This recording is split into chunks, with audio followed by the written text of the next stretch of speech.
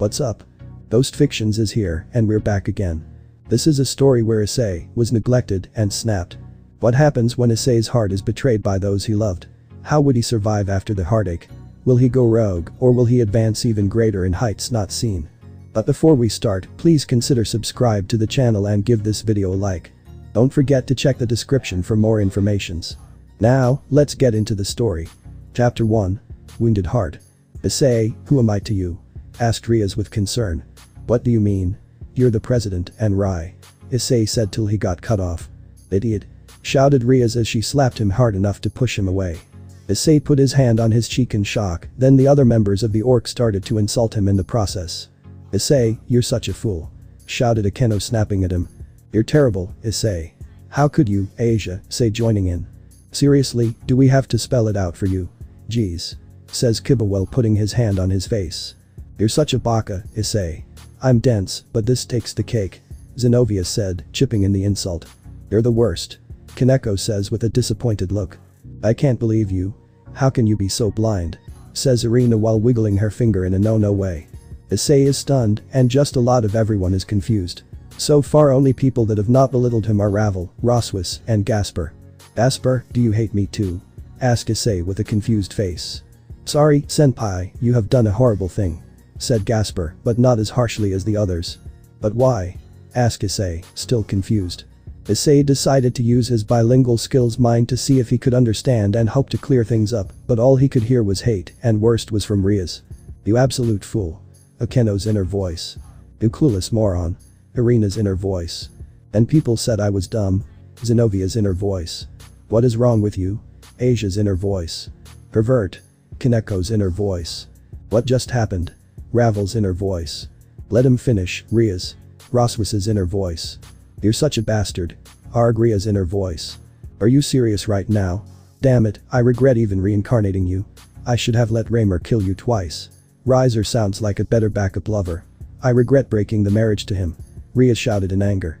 The room was silenced, and everyone looked shocked, with wide eyes and mouths agape. Issei looked at Riaz with a blank expression. He then shed a tear and figured out what she meant by letting Rayner kill him. Riaz saw this and realized what she had just said. Oh no. Issei, said Riaz but got cut off by Issei. No, it's okay, don't apologize. Issei said as he sighed. Issei, I didn't mean it. Riaz says while trying to correct what she said. No. You did. You all did. Apart from Ravel and Roswis. Issei said as he gestured to them. I'm glad you were all honest with me. You let me die, which means you would have let Asia die when you could have saved us. With your power, it would have been so easy. You reincarnated me to teach Riser a lesson, and I did it. Now that he's a better person and you're free, what do you need me for? I'm just a pawn, a tool, a slave, after all. You use me cause I have the boosted gear, and you're a devil. Issei said as he sighed, and tears came down his face. Right now, Issei was barely managing to keep his breathing stable. His body felt cold to him, and each word he spoke made his voice tremble. His face expressed every negative emotion, meaning hate, disdain, fear, anxiety, etc. That's not what Akeno tries to say but is cut off by Issei. I'll see you guys at the rating game. I promised Serg a good fight. Take care, guys. Master. Issei says as he starts to walk out of the door. Riaz, you let him die. Roswis' inner voice. What the? Ravel's inner voice. As Issei approaches the door, Riaz grabs his hand to try to talk to him, but his gauntlet appears. Let go, Gremory. You'll only make it worse. Drake said with an angry tone. Issei, please listen. Riaz said. Issei lets out a powerful aura that symbolizes the rage he's feeling, and he looks at her and the others, except for Roswis and Ravel, with so much hate. Let me go. Gremory, roared Issei. Riaz let go of him and backed off. He called her by her last name. He had never done that to her. Issei stopped releasing his bloodlust-filled aura. Don't you dare, Riaz. Roswis shouted with such an angry tone. Riaz and everyone froze as Roswis had never raised her voice like that before. I feel like this is my fault. Ravel said, looking upset and with head down. This is our problem, we can only expect you to do some things, but we appreciate the offer. I'm sorry to ask this, but please go home for now. I need to find Issei. Very well. I hope Issei is alright. Ravel says with a worried look. I doubt it. Roswis said with a sad look. Ravel teleports home through the magic circle, and then Roswis looks at all of them with pure rage. Now. Start talking. Roswis screamed out. Everyone in the room was frightened by the sudden change of Roswis. You guys let Issei die. And would have let Asia die. Roswis said with a scornful look. I. Ria's stuttering. Speak up. Roswis shouted. Okay, yes, I let him die. He told us to help save Asia, and we did, but not fast enough to do it when she was still human. Ria shouted with tears going down her face. You said that you should have let Raynor kill him twice. Does that mean you knew he was a target? Also, that Asia was a target? Roswis said as she raised her voice at the end. Ria's was left with her mouth open, nothing coming out. That silence could only mean yes, you knew that the Fallen were after them, but you let them die so you could use them to get out of a marriage. I did my research. Ria's was left stunned. Roswis looked at everyone else. Asia was crying as she glared at Ria's, but some anger was directed towards herself. You knew this the whole time, Ria's. He risked life and limb for you and us, and this is how we repay him. Asia said while the tears went down her face. Did the rest of you know about her plans as well? Roswis asked now with a questionable look. Kaneko, Kiba and Akeno looked away in shame and showed their guilt. No. I was sealed away. Gasper said while in his box. But why? Roswis asked with a curious look. I couldn't control my powers. Gasper said, looking down in shame. Roswis looked at Rias. So, instead of helping him, you sealed him away. Wow, I can't believe you right now. Roswis says well disappointed. Is it so hard for him to say my name and say he loves me? Ria shouted, trying to change the subject. Stop changing the subject. You didn't let him finish. I could tell him he's in love with you. With that, Roswis leaves the orc to look for Issei. What have we done? Irina says while trying to hold her tears back. I was cruel to him. Gasper said, now crying in his box. Ria started to sob uncontrollably. Kaneko stopped eating her sweets and had a shadow over her eyes. Kiba's hands were shaking, Akeno sat motionlessly, and Zenobia held her head. Asia ran out the door, looking for him. We messed up. Big time. Irina says while sniffing. Outside. Roswis was running out of the school's main gate and saw Issei walking in the distance. She managed to catch up to him within seconds. Issei, wait up. Shouted Roswis in desperation. Issei didn't respond and kept walking until Roswis grabbed him by his hand and he stopped, but he never faced her. Please. Let go. I need to be alone. Said Issei, sniffing and trying to hold in his tears. No, Issei, we need to talk about it. Roswis said, hoping he would come around. What's there to talk about? You heard her. I'm just a pervert that shouldn't be alive. Issei explained while still sniffling, breaking her grip on his hand and carrying on walking. Issei, please talk to me, Roswis pleaded. I'm sorry, but I have nothing to say to anyone. I'm going to go.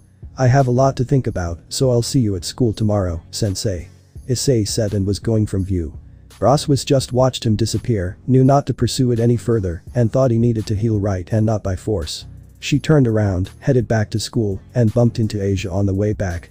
Where is he? Asked Asia with tears coming down her face. He needs to be alone. Let's leave him be. Roswis said with a worried tone. But I need to apologize to him. Asia said and sniffed when she said it. I know that, but it won't heal the damage done. Come back to the clubroom. We all need to talk. Roswis said now with a tone of determination to get to the bottom of this. Roswis and Asia made their way back to the orc, while Asia wept the whole time, only to find out she was left to die only to be used, and the only one in the same boat was her savior, and she hurt him. Roswis took her inside and left her in the orc. She then called Azazel, but it went straight to voicemail. She thought he might be carefree, but he was also very caring, especially to his students, and more caring to Issei, who is unique. Hey Azazel, it's me. We have a serious situation here. It's Issei. He's just Sem. You can help him right now. Roswis says, leaving the message on his phone. Issei, POV. After leaving Roswis and others behind, he got inside his home, dropped his school bag in his room, and changed into his training clothes, a vest and shorts made from durable material. He went to the underground training field and just started training to vent his frustrations. Balance breaker. Promotion to Rook. Shouted Issei. Welsh Dragon boosted gear scale male. Welsh Dragona Crook solid impact. Drake responded from his boosted gear. Many targets appeared and Issei started to punch them. He needed strength and power against Serg. He kept hitting and boosting, but he felt as if each punch he threw was weaker than the last. Come on. What's wrong with me? Issei asked himself. Issei. You know why. Drake said with a sad tone. Issei just stood there stumped, knowing why. You need to let out your frustrations, partner, you're angry, stop holding it in. Drake said as he was angry with the Crimson Princess as well. Suddenly, Issei's balance breaker armor disappeared and he fell to his knees. He looked at the somewhat broken target dummies and started to cry, and he tried to hold back the tears. "Real men don't cry. Don't be a bitch. Don't be weak," Issei said, trying to force himself to stop crying. But it was of no use, and he broke down more and more each time he tried to calm himself within mere seconds. Only his loud cries could be heard. He punched the ground, and each punch created cracks since he was in his rook promotion still. His knuckles were bloody, mixed with tears flowing from his eyes. "After all I went through, Rogue Fallen, Freed, Kakabiel, Riser, Volley, Diodora, Loki, Juggernaut Drive, Cao, Chaos Brigade, and for what?" Issei screamed at the top of his voice. As Drake was thinking. Sniff. "One tiny mistake and suddenly I'm the worst being to exist," Issei said, still sniffing with tears coming down his face. "It's not your fault," Drake said, trying to calm his partner down. "Then why does it feel like it is, Drake? If I weren't such a pervert, things would have been different. Maybe I never would have been killed by that light spear. Maybe I would have awakened you earlier and been strong enough to save Asia, not use the Juggernaut Drive or anyone else," Issei said, wiping his tears away. "Issei, it also made you the strongest Red Dragon Emperor," Drake said, trying to cheer his partner up. "At what cost, Drake? My perversion damages your reputation and your psyche, for fuck's sake. I must be the worst to be able to do that to a dragon," Issei shouted in frustration. "I appreciate your concern, but right now, you need to worry about yourself." Drake said he was grateful that his partner was sorry for his actions. "I'm just so angry. I was being used this whole time. I was a puppet," Issei said with frustration. "Issei, I doubt that," Drake said. "How so?" Issei asked with confusion. "They do love you," Drake said. "Why did they let me die? If she needed help, she could have asked me and explained it to me. I would have helped." "Knowing you, partner, you would have, I believe you would have," Drake said, knowing how kind his partner was. "All this is making me want a drink. Azazel thinks I don't know about his stash of booze in this house," Issei said as he got up and walked to a secret cabinet. "Issei, please don't. It won't help," Drake said, hoping he would stop. "Right now, anything might help to numb this pain," Issei said. As he opened up the compartment, he saw vodka, whiskey, scotch, and other alcohol. Luckily his parents weren't home. Just as he was about to pour himself a drink, he was stopped by Azazel. "Issei, please don't. I can't bear to see you go down that round," Azazel said as he suddenly appeared just in time. He saw Issei as a son, but never once imagined him doing something like this. The unstoppable Red Dragon Emperor is now wholly broken. "Azazel," Issei said, shocked at the sudden appearance. "Hey, kiddo," Azazel said before bringing Issei into a hug. Issei then suddenly cried into his shoulder. After some time, Issei stopped crying and sat in the corner of the room with Azazel sitting next to him. "Do you want to talk about it?" Azazel asked, knowing what caused this to happen. "Do you already know what happened?" Issei asked out of curiosity. "I do," Azazel said with a sad look. "I guess Roswius told you the story?" Issei asked. "Yeah, she did. She is apprehensive about you," Azazel said with concern. "I see. I can't believe Ravel saw what had happened," Issei said while looking down at his feet. "That should be the least of your concern right now, kiddo," Azazel said, trying to help him. "They let Asia and me die, and I nearly died several times willingly for them, Azazel. Am I such a fool?" Issei asked with a down-spirited tone. "Not at all. We were all fooled, we all thought that they were the kind-hearted people we knew, but today, their true colors were shown," Azazel said with a bit of anger mixed in. "People? Devils through and through," Issei said. "Not all of them saw their mistakes and also saw that they didn't let you finish your confession. If you did confess, then, Azazel, I would have been in bliss.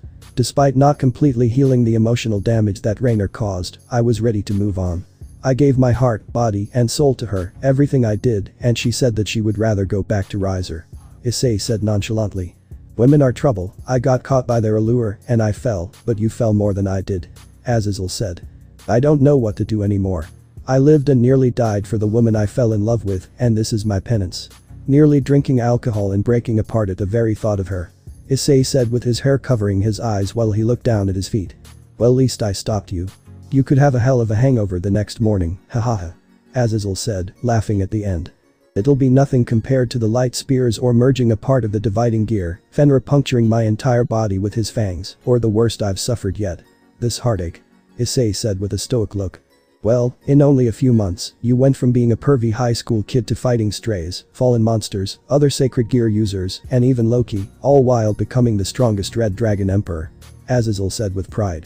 I only survived Loki because of Ravel giving me a phoenix tear. Issei said with a slight smirk. Yeah, she's a caring girl. Azazel said, appreciating Ravel's actions for Issei. So far, Ravel, Roswis, and you seem to care about me. Issei said while still doubtful. So does Asia, Irina, Gasper, and the others. Azazel said, not knowing what others truly felt. On the contrary to recent events. Issei said. It's late, Issei, get some sleep. Hopefully, you can sleep it off. Azazel said as he got off the floor to help Issei. Issei slowly got up and managed to walk to get an empty bedroom weakly, and he got on the bed, he passed out in mere seconds. Azazel left a note on the side table for him to see once he woke up.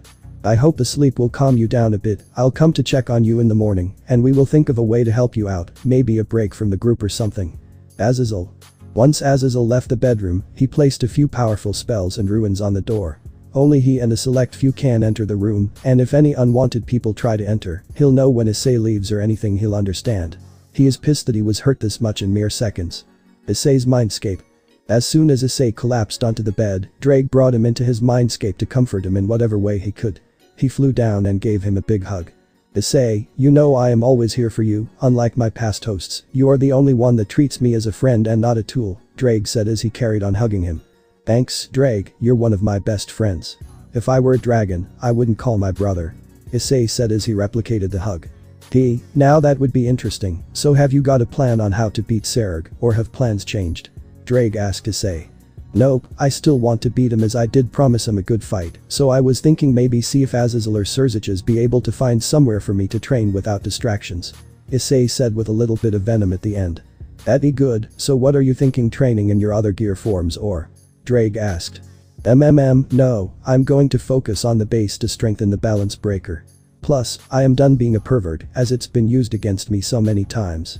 Issei said with determination. What you done with my Issei? He never would give up his pervertedness, Drake said while looking shocked. Haha, very funny, Drake.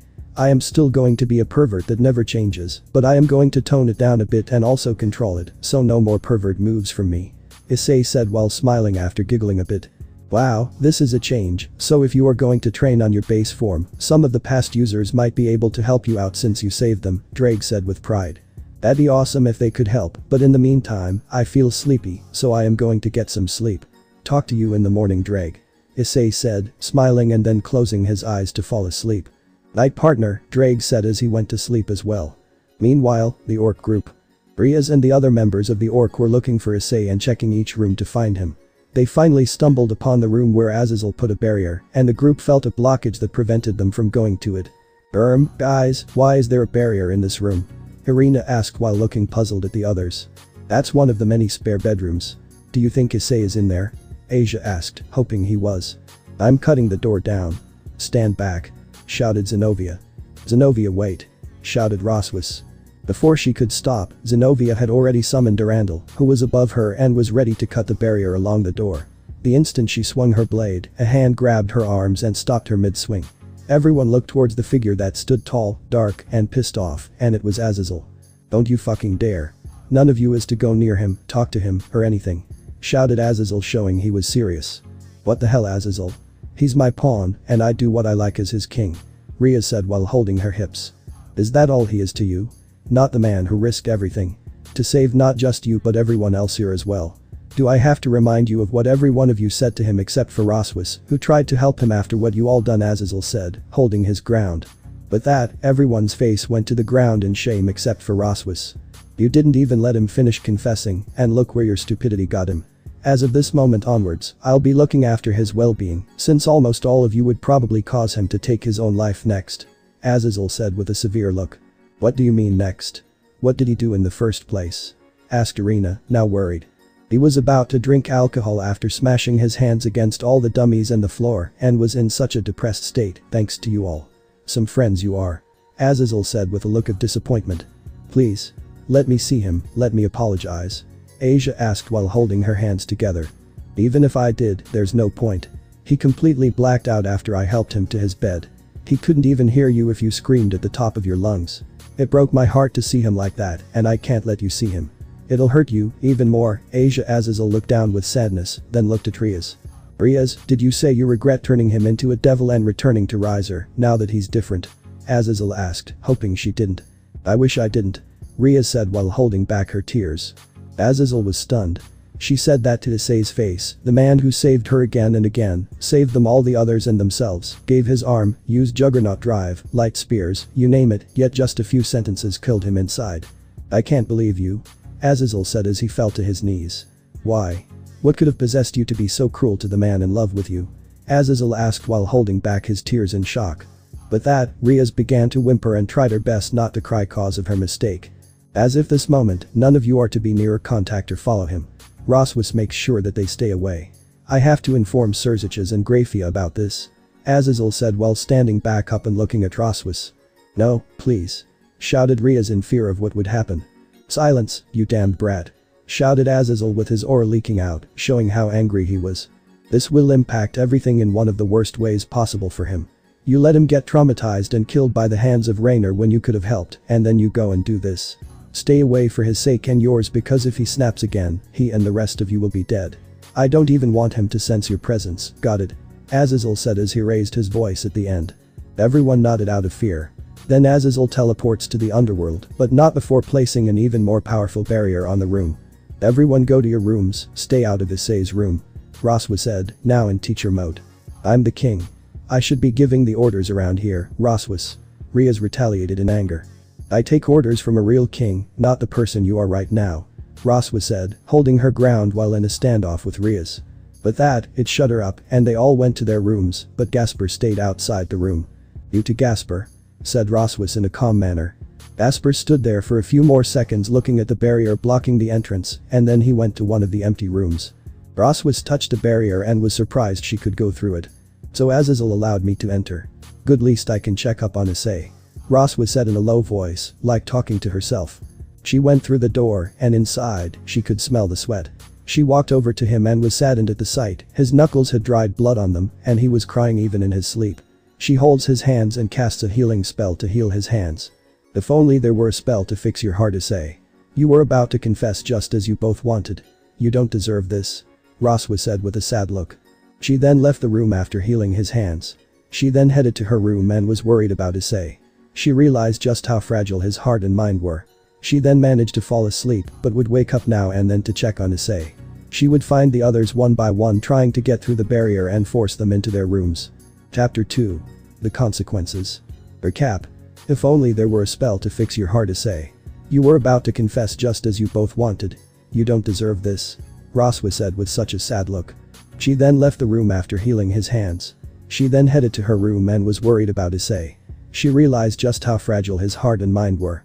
She then fell asleep but would wake up now and then to check on Issei. She would find the others one by one trying to get through the barrier and force them to their rooms. Serzich's office. Azazel teleported into Serzich's office and caught him on his way out. Serziches noticed the magic presence and turned around to see Azazel's face and the aura he was released, which meant something was wrong. What's wrong, Azazel? Serziches asked in a severe tone. Let's talk in the office, now. Azazel said with such a deep tone showing his anger, which Serziches nodded and entered his office. So what happened? Serziches asked again. Your sister fucked up. Azazel said, shouting at the end. What? Serziches asked with a confused look. Issei was about to confess his feelings to her, but, in her eyes, he didn't do it right. She snapped at him, and so did everyone in the room except Roswus and Ravel. She immediately yelled at him and said things that made me speechless for a minute. Azazel said, explaining the situation. Such as? Serziches asked, now intrigued by what his sister said and beginning to fear the worst. She told him that she regrets turning him into a devil. Azazel says while cutting off at the end with a sigh. What? Shouted Serziches, now realizing the situation. That's not even the worst part. Azazel said, releasing more aura. How could it get worse? Serziches asked but beginning to regret asking. Brace yourself. Azazel says while trying to calm himself. Oh no. Serziches said, now holding on to the edge of his chair. The next morning. As Issei woke up, he had a slight headache from all that had happened, plus the sunlight hitting the room was not helping, especially since devils feel weaker in the sunlight. As he opened his eyes slightly and looked around, he saw a note on the table. As he read it, he got up and dressed and walked out the door, and he then saw a barrier.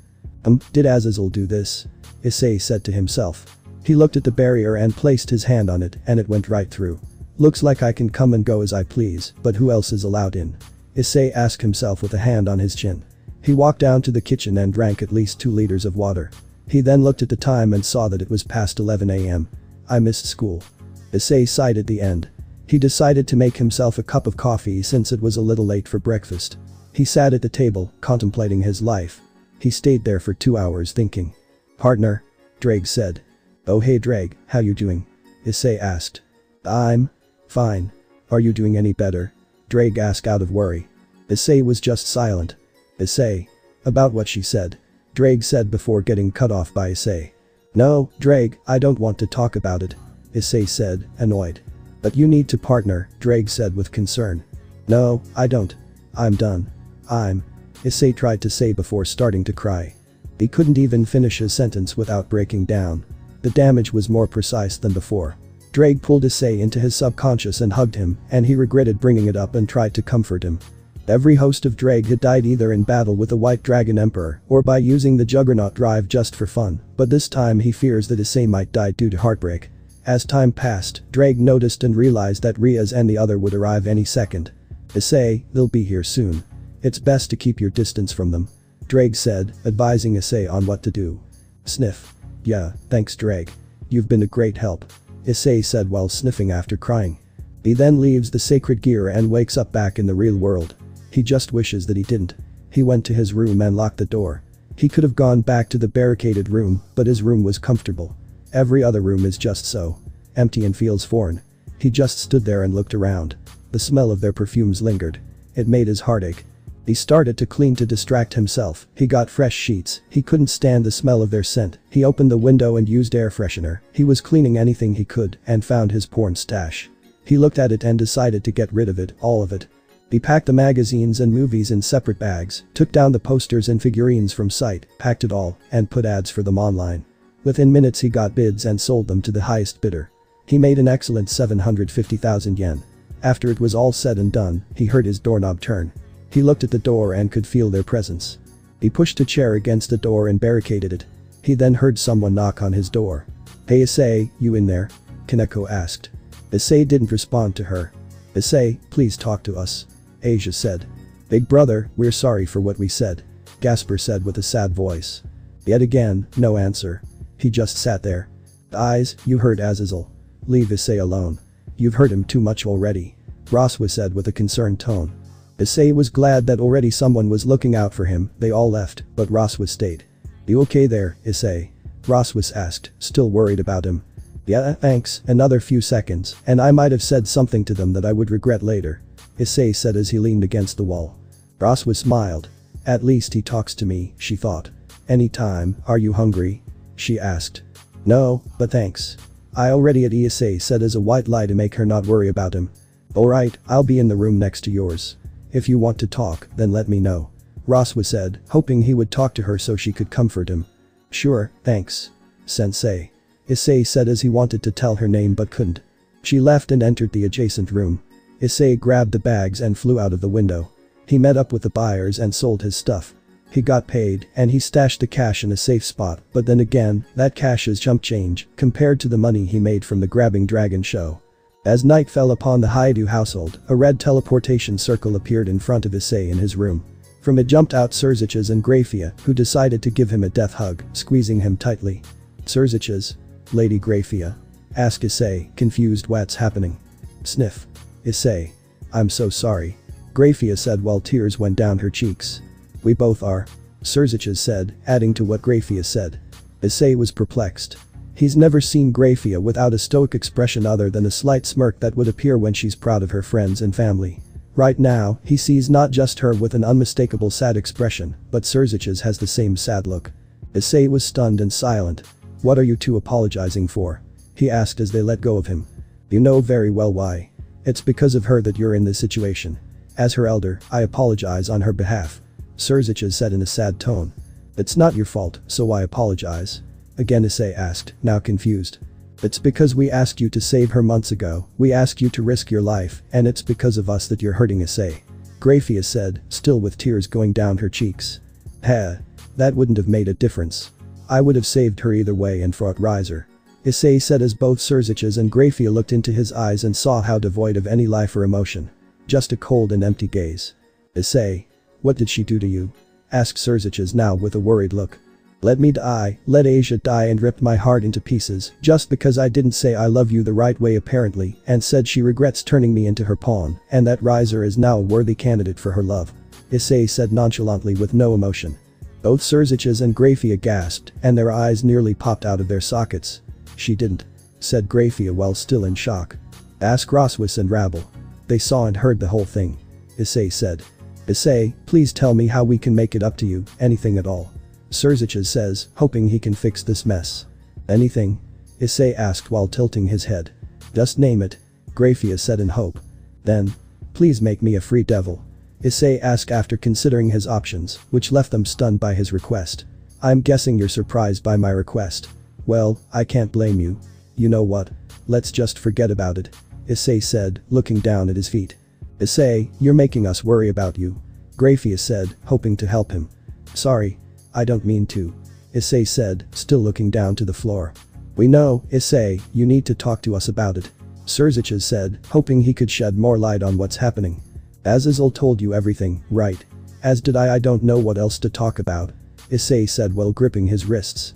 We can talk about how you feel. Grafia said. How do I feel?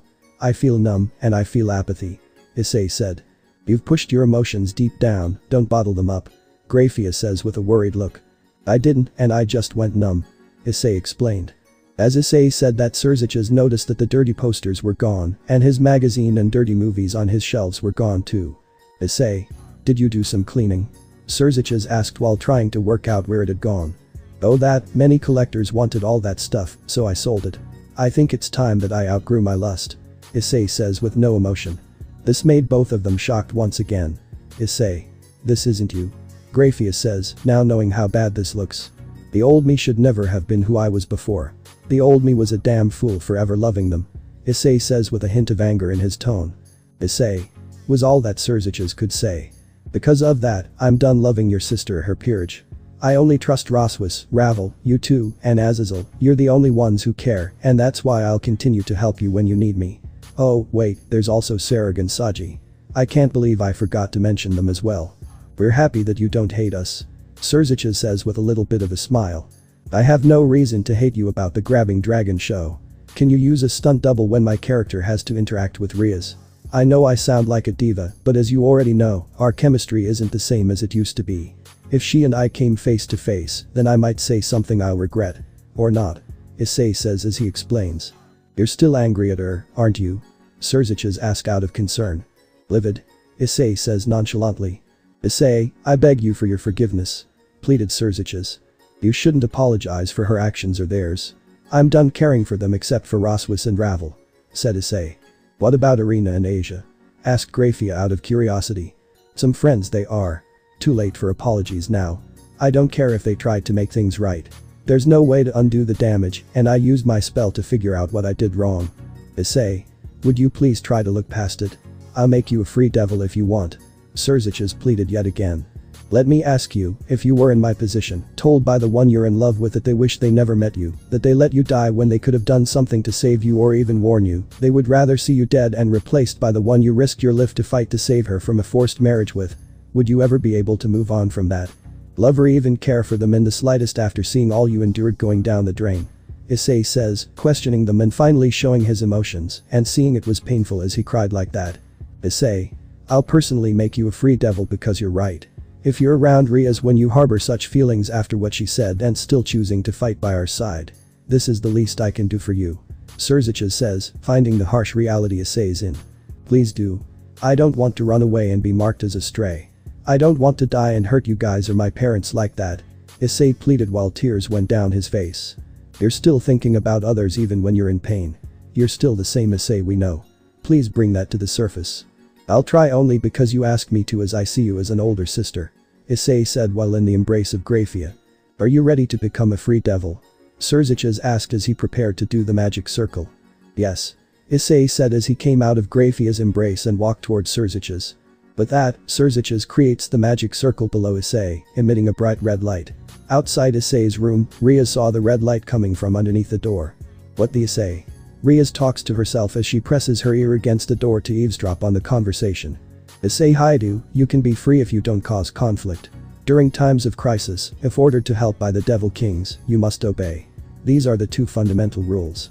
Use your freedom wisely, and you're also allowed to use promotions. You are now a free devil.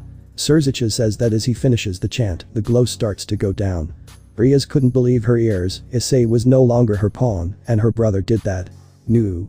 screamed Riaz as she bursts through the door with enough force to break it down, but what she saw right before her was Surzicha's emitting a blood-red aura and Grafia radiating a white freezing aura.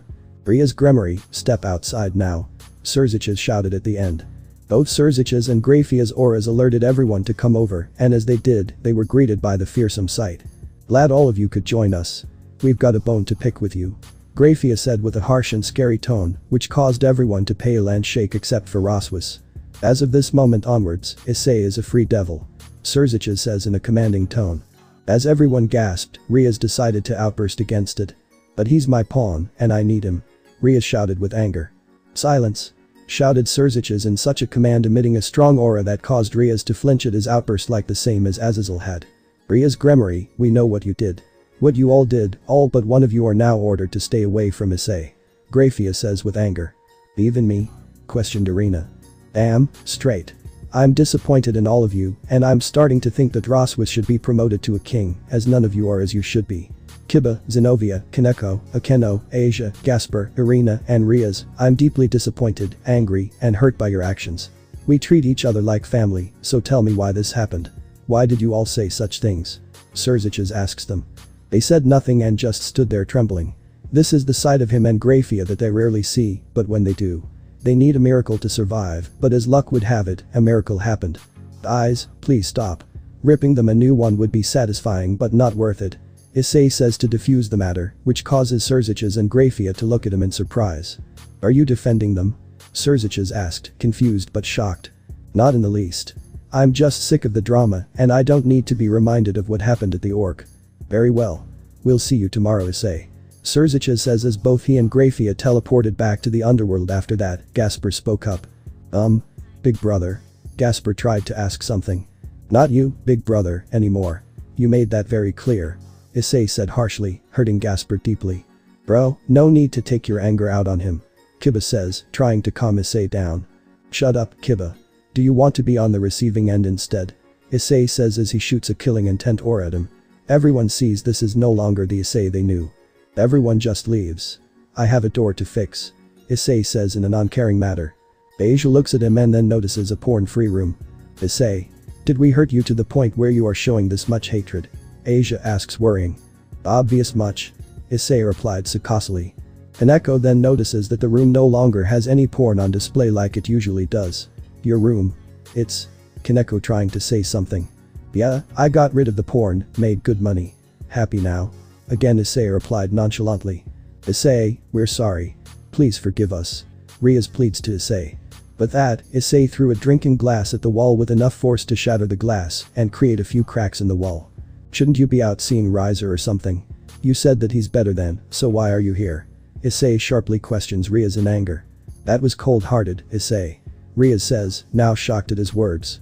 "Are you surprised that I am? Let me enjoy my freedom, and I feel like a chain collar was removed and can move around," Issei says while stretching his arms, which leaves Riaz speechless. "Can we at least?" Asia was speaking and stepping forward before getting cut off. "Freeze," shouted Issei, which caused Asia to back away. "There are shards of glass on the floor, be careful." "Oh right. Thanks," Asia says, seeing he still cares a little bit. "Just be careful. Everyone leave, please. I need to clean up," Issei says as he calms down. "But big brother, we need to talk to you," Gasper pleaded to Issei. "I'm not your brother," shouted Issei, getting annoyed, which caused Gasper to hide behind Zenobia. "Not anymore, you made that very clear. All of you did save for Roswis and Ravel. I have training after school." "Wait, you're going to fight with us?" Zenobia questioned while tilting her head. "Only to fulfill my promise to Serg. You can get new pawns now, Riaz. Your mistake is now a free devil. Look for pawns that can help after the raiding game," Issei said nonchalantly. "You finally said my name," Riaz said while holding her hand to her mouth with tears going down her face. That action causes Roswis to fasten him and Issei's eye to start twitching. "Right now, I want to say so much more, and it's not what you want to hear. I need to rest after this. You guys have completely drained me," Issei said while sighing. Alright, guys, enough, we have classes tomorrow, so bed now. Roswa says in her teacher mode. I swear she's more like a mother day by day, Issei thought while he began to clean his room after everyone left. He then calls a carpenter to fix the door tomorrow evening. He went to the kitchen and made something to eat as he had to keep his strength up to train and get ready for the fight. He then lay in bed and listened to some music for a while to calm himself. As he listened to some calming music, he finally fell asleep. During the night, Akeno came in since there was no door and just sat on the floor while leaning on his bedside. She looked at his face and saw that he had been crying himself to sleep. She could hear the songs being played due to the dead silence of the night and started to cry herself to sleep on the cold floor. The next morning, as Issei woke up earlier than usual and got out of bed, he noticed Akeno sleeping on the cold, uncomfortable floor. He sighed, then gently picked her up and placed her on his bed. He got ready for school, went downstairs to the kitchen, and made coffee. As he sat there savoring every bitter drop, taking in the rich aroma, it was interrupted by Asia walking in. Oh, good morning, Issei. Asia said, hoping for a response. Morning. Issei said with no emotion. I'm about to make some French toast. Do you want some? Asia asked. No thanks. Issei said as he did not even make eye contact. He then finishes his coffee and washes the mug, puts it in its rightful place, grabs his bag, and goes out the door.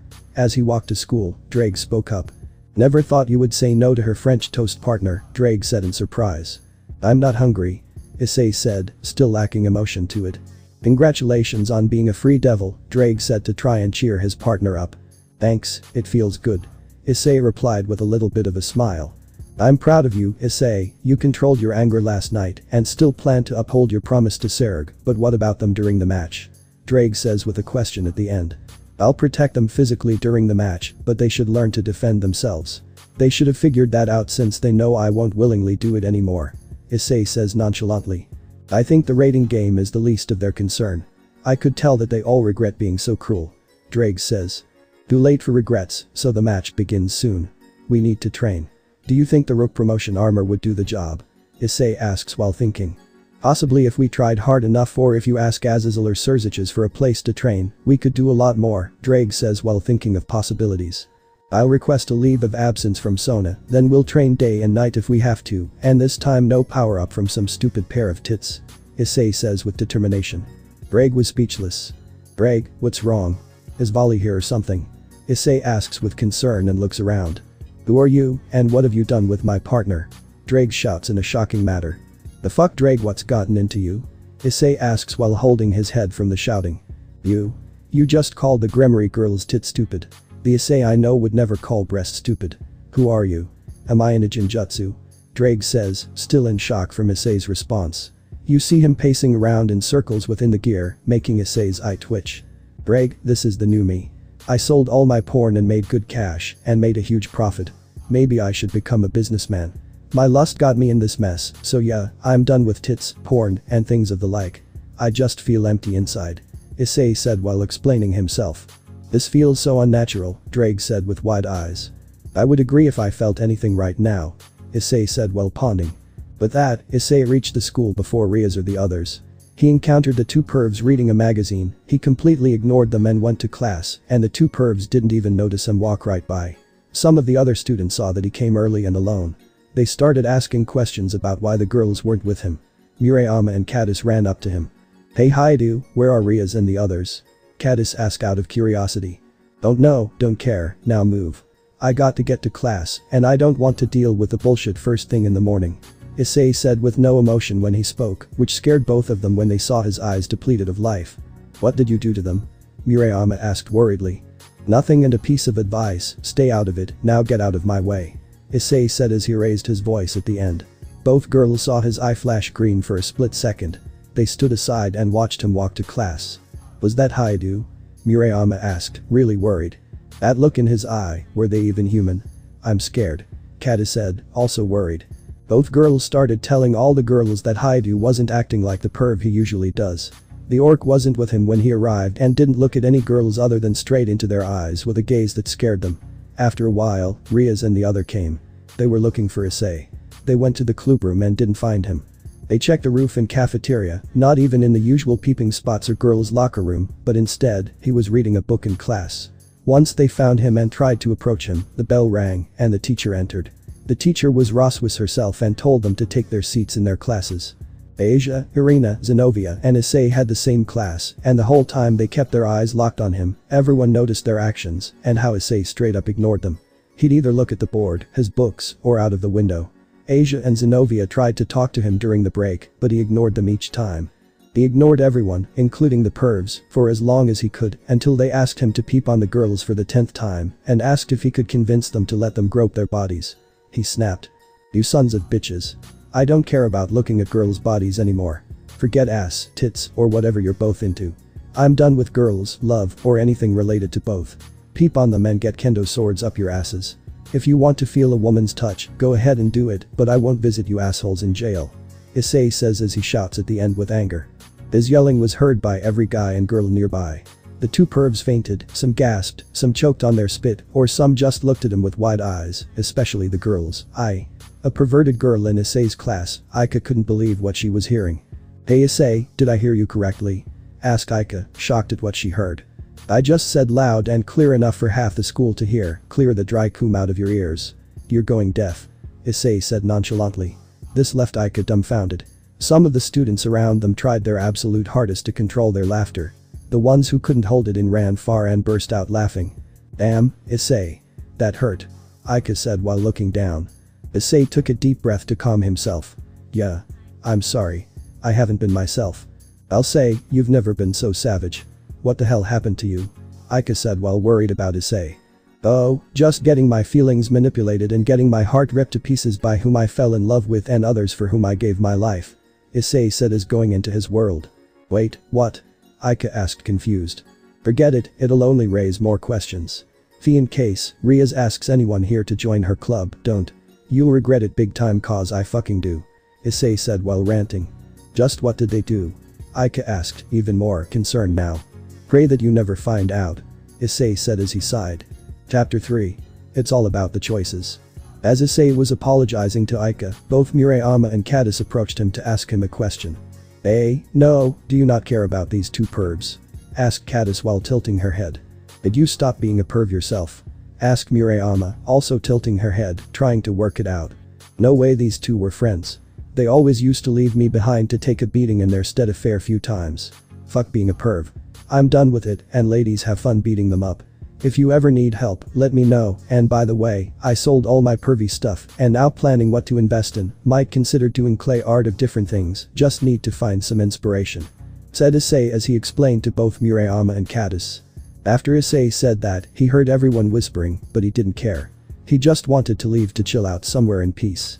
"Again, I want to say I'm sorry for that comment I made, Aika, and I also want to say sorry to you, Murayama and Kadis for what I did in the past. I would like to make it up to you all if possible," Issei said while bowing his head down to them. While all three girls were looking at each other, they thought of something. "How about lunch together? Then maybe we can hang out somewhere else," Aika said while both other girls nodded their heads in agreement. "Okay, how about tomorrow?" asked Issei in the hope they agree. "Deal," all three girls said with smiles on their faces. With that, he left to get a drink and look for Azazel to ask about some items that could increase the weight that he could use for training after finding him, and Azazel agreed with him with his usual smirk, handing him some that do the job. After his discussion, he found Roswis to get permission to leave school. After that, he left and decided to take a different route from what he usually goes. He found himself in a unique marketplace that had all sorts, from knife collections to other various items. This is where he got hold of some clay and art tools to be able to craft with and found some books about myths or legends that he had to buy. After that, he went home and called a carpenter to fix his door.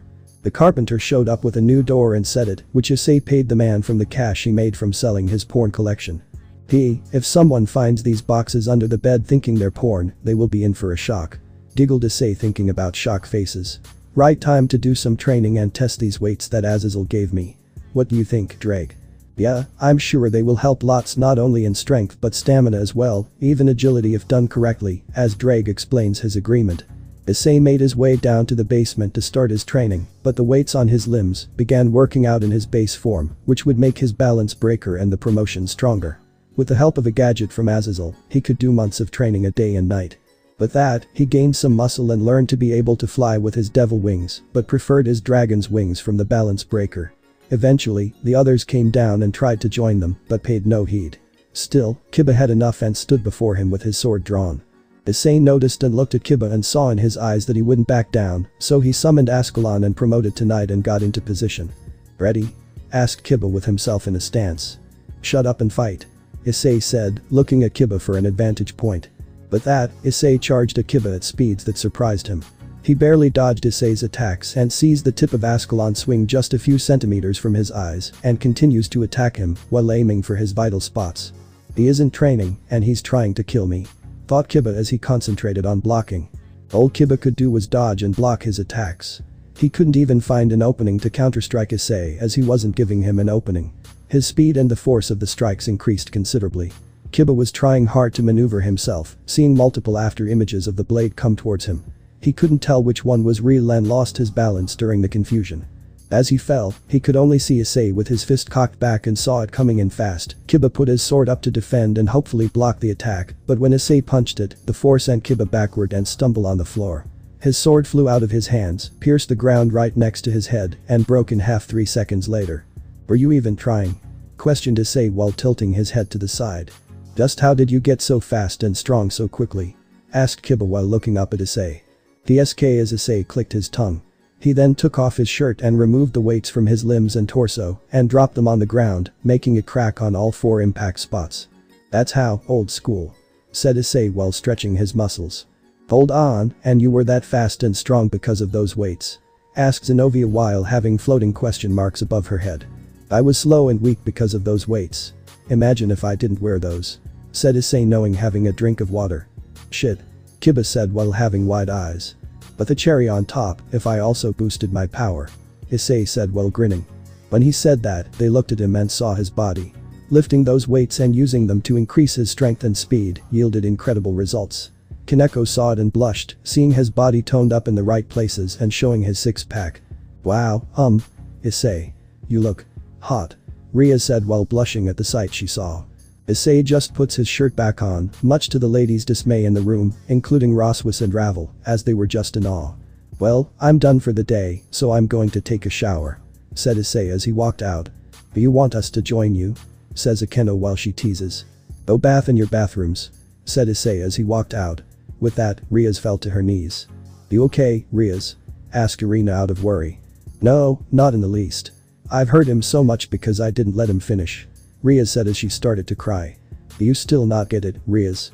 You told him right to his face that you regret turning him, should have let Rainer kill him again, and then struck the final nail in the coffin when you told him that your ex-fiancé who was self-centered arrogant fried chicken by the way is better than him. Issei is the one person who saved you from an abusive marriage, gave his arm for that, fought stray priests, took light spears and used the juggernaut drive for Asia, and reduced his lifespan to at least 100 years if he's lucky, compared to the usual 10,000 years of a devil. He also saved Kiba from getting consumed by revenge, gave Zenobia a broader outlook on life, and made her more acceptable to those around her regardless of their race.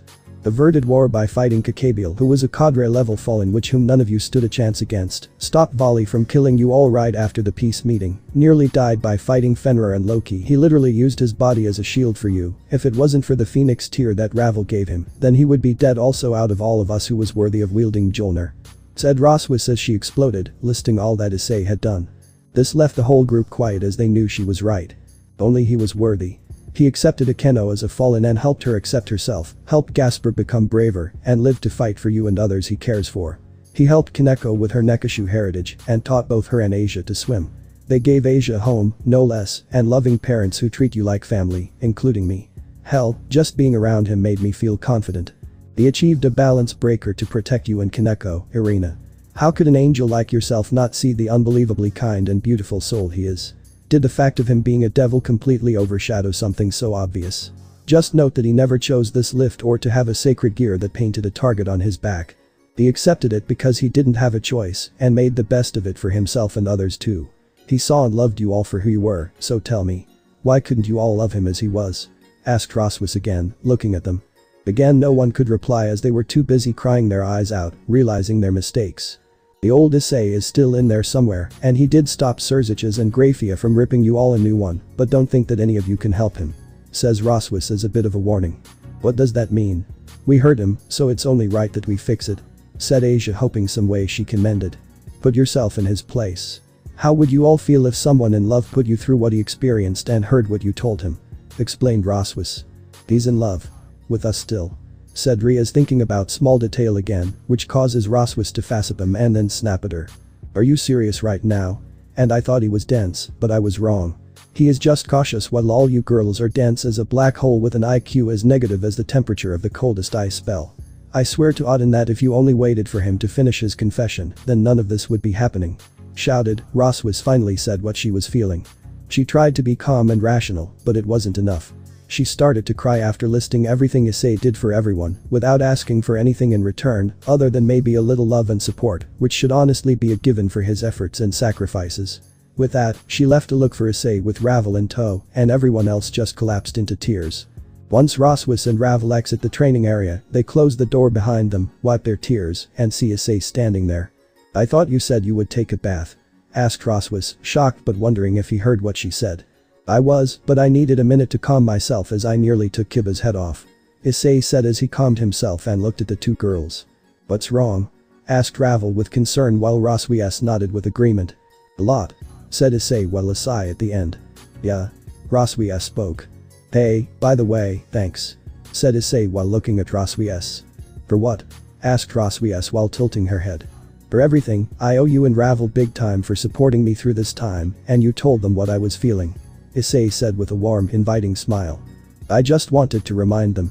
You would have felt guilty for having to remind them yourself, cause if you did, then it would like you did all that just so that they would owe you, am I correct? Explained Roswis doing her teacher mode. You're the same age as us yet a lot wiser than everyone around you. I respect you so much. Said Issei while smiling. Why thank you? Roswis replied while blushing. I'm going to grab something to drink. Wanna join me, you two? Asked Issei. Sure, I'm in. I could do with one yufufu. Roswis said while giggling at the end. I would love to, but I got to go see my mother about something important, so that I will see you tomorrow, Issei. Said Ravel as she hugged Issei goodbye. Okay, no worries, Ravel, say hi to her for me. Issei said as he smiled and waved her off as she disappeared through the magic circle. As Issei and Roswis head to the roof and enjoy some drinks together under the moonlight. He lit a small bonfire and enjoyed the relaxing atmosphere as it was so calm and peaceful, unlike what happened in the training area moments ago. He admired Roswis with her hair shimming in the moonlight, and he noticed Azazel approaching with his 12 wings out as he flapped down to land. Ah, having a drink without me? Azazel says as he does a fake pout. Haha, the party doesn't start until you walk in. Issei said as he laughed with Roswis. Issei then opened a bottle of sake and poured it into Azazel and Roswis's glasses as he made himself a non-alcoholic drink. Thanks kiddo, you both look a bit better than before. Azazel says as he smiles at what he sees. You should have seen it. Roswis went full teacher mode and ripped them a new one. Her response was savage. Issei says as he smiles and shoulder nudges Roswis, causing her to blush. Oh? Like what? Questioned Azazel while sipping on his drink. Like how they are dense as black holes with IQ as negative as the coldest ice spell. Issei replied with a smirk that made Roswis' cheeks redder than Issei's armor. He heard Azazel spit his drink at the fire, igniting it with the alcohol and turning the flames blue. Ha, cough, cough, ha, cough. Azazel just burst out laughing, making him cough at the same time. Guys, come on, it's not that funny. PFT. Ha. Roswis replied, then erupted into laughter. Ha. I know they deserve it, but I still feel bad that they are in such a state right now. Issei says as he calms down from his laughter. You're conflicted, aren't you? Asked Azazel while he looked at Issei. Understatement of the year, as much as I hate them for what they did and say to me, a part of me still cares. Issei explained as he took another sip of his drink. How come? I thought that you completely stopped loving them. Asked Roswis, wondering if he loves her as well. It's complicated. I've seen them at their worst and best. How Riaz comforted me when I was worried, her kindness, consideration, love, and kiss. I had a crush on her, and I fell in love with her. The day I finally beat Riser and got her out of the marriage, she and I rode on the back of a griffin, which was awesome. It was also the first time she kissed me. I unlocked my balance breaker with her help, just wish I did it a better way. Issei explains while he blushed at the end.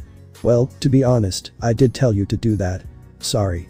Azazel said as he rubbed the back of his head, which made Roswis punch him in the arm for suggesting such a thing. It's fine. After the recent show, Ria's mother showed up and asked me to protect her not as a pawn, but as her lover. She and her husband already consider me their son, and Surziches and Grafia see me as their future brother-in-law, but after what happened, I don't want to hurt them like that, and I still remember when I made that clay sculpture of Ria's," explained Issei as he looked at the stars. "But there's more, isn't there?" asked Roswis as Issei returned to look at them again. "Too much, honestly. I helped Akeno accept herself, and I accepted her in a heartbeat, the way she would help me when I needed it, like with classes, magic, etc. Her pot roast is the best, and I remember our first date and how Rias, Zenobia, Asia, Gaspar, and Kaneko followed us. We managed to get away and accidentally made it to the Love Hotel zone where we encountered her father and Auden," Issei said while enjoying the old times. "I remember him ditching me and going to a strip club, that stupid old fart," Roswa says as she pouts. "Hahaha." Azazel just burst out laughing at that comment. So Auden left after we talked, then Akeno and Barakiel got into an argument, and after she told him that she didn't want to see him, he left, and she was distraught. So much so that she tried to force herself on me as a distraction," Issei says as he giggled at the beginning. "But you didn't do it, right?" Azazel questioned. "Of course not. I won't take advantage of her like that. A few days ago, I woke up one morning and found her sleeping on the floor in my room, so I picked her up and put her on my bed," Issei said with pride. "Speaking of not taking advantage, just who was that guy you beat up?" "You know, the one who took Asia, I think?" Roswis asked.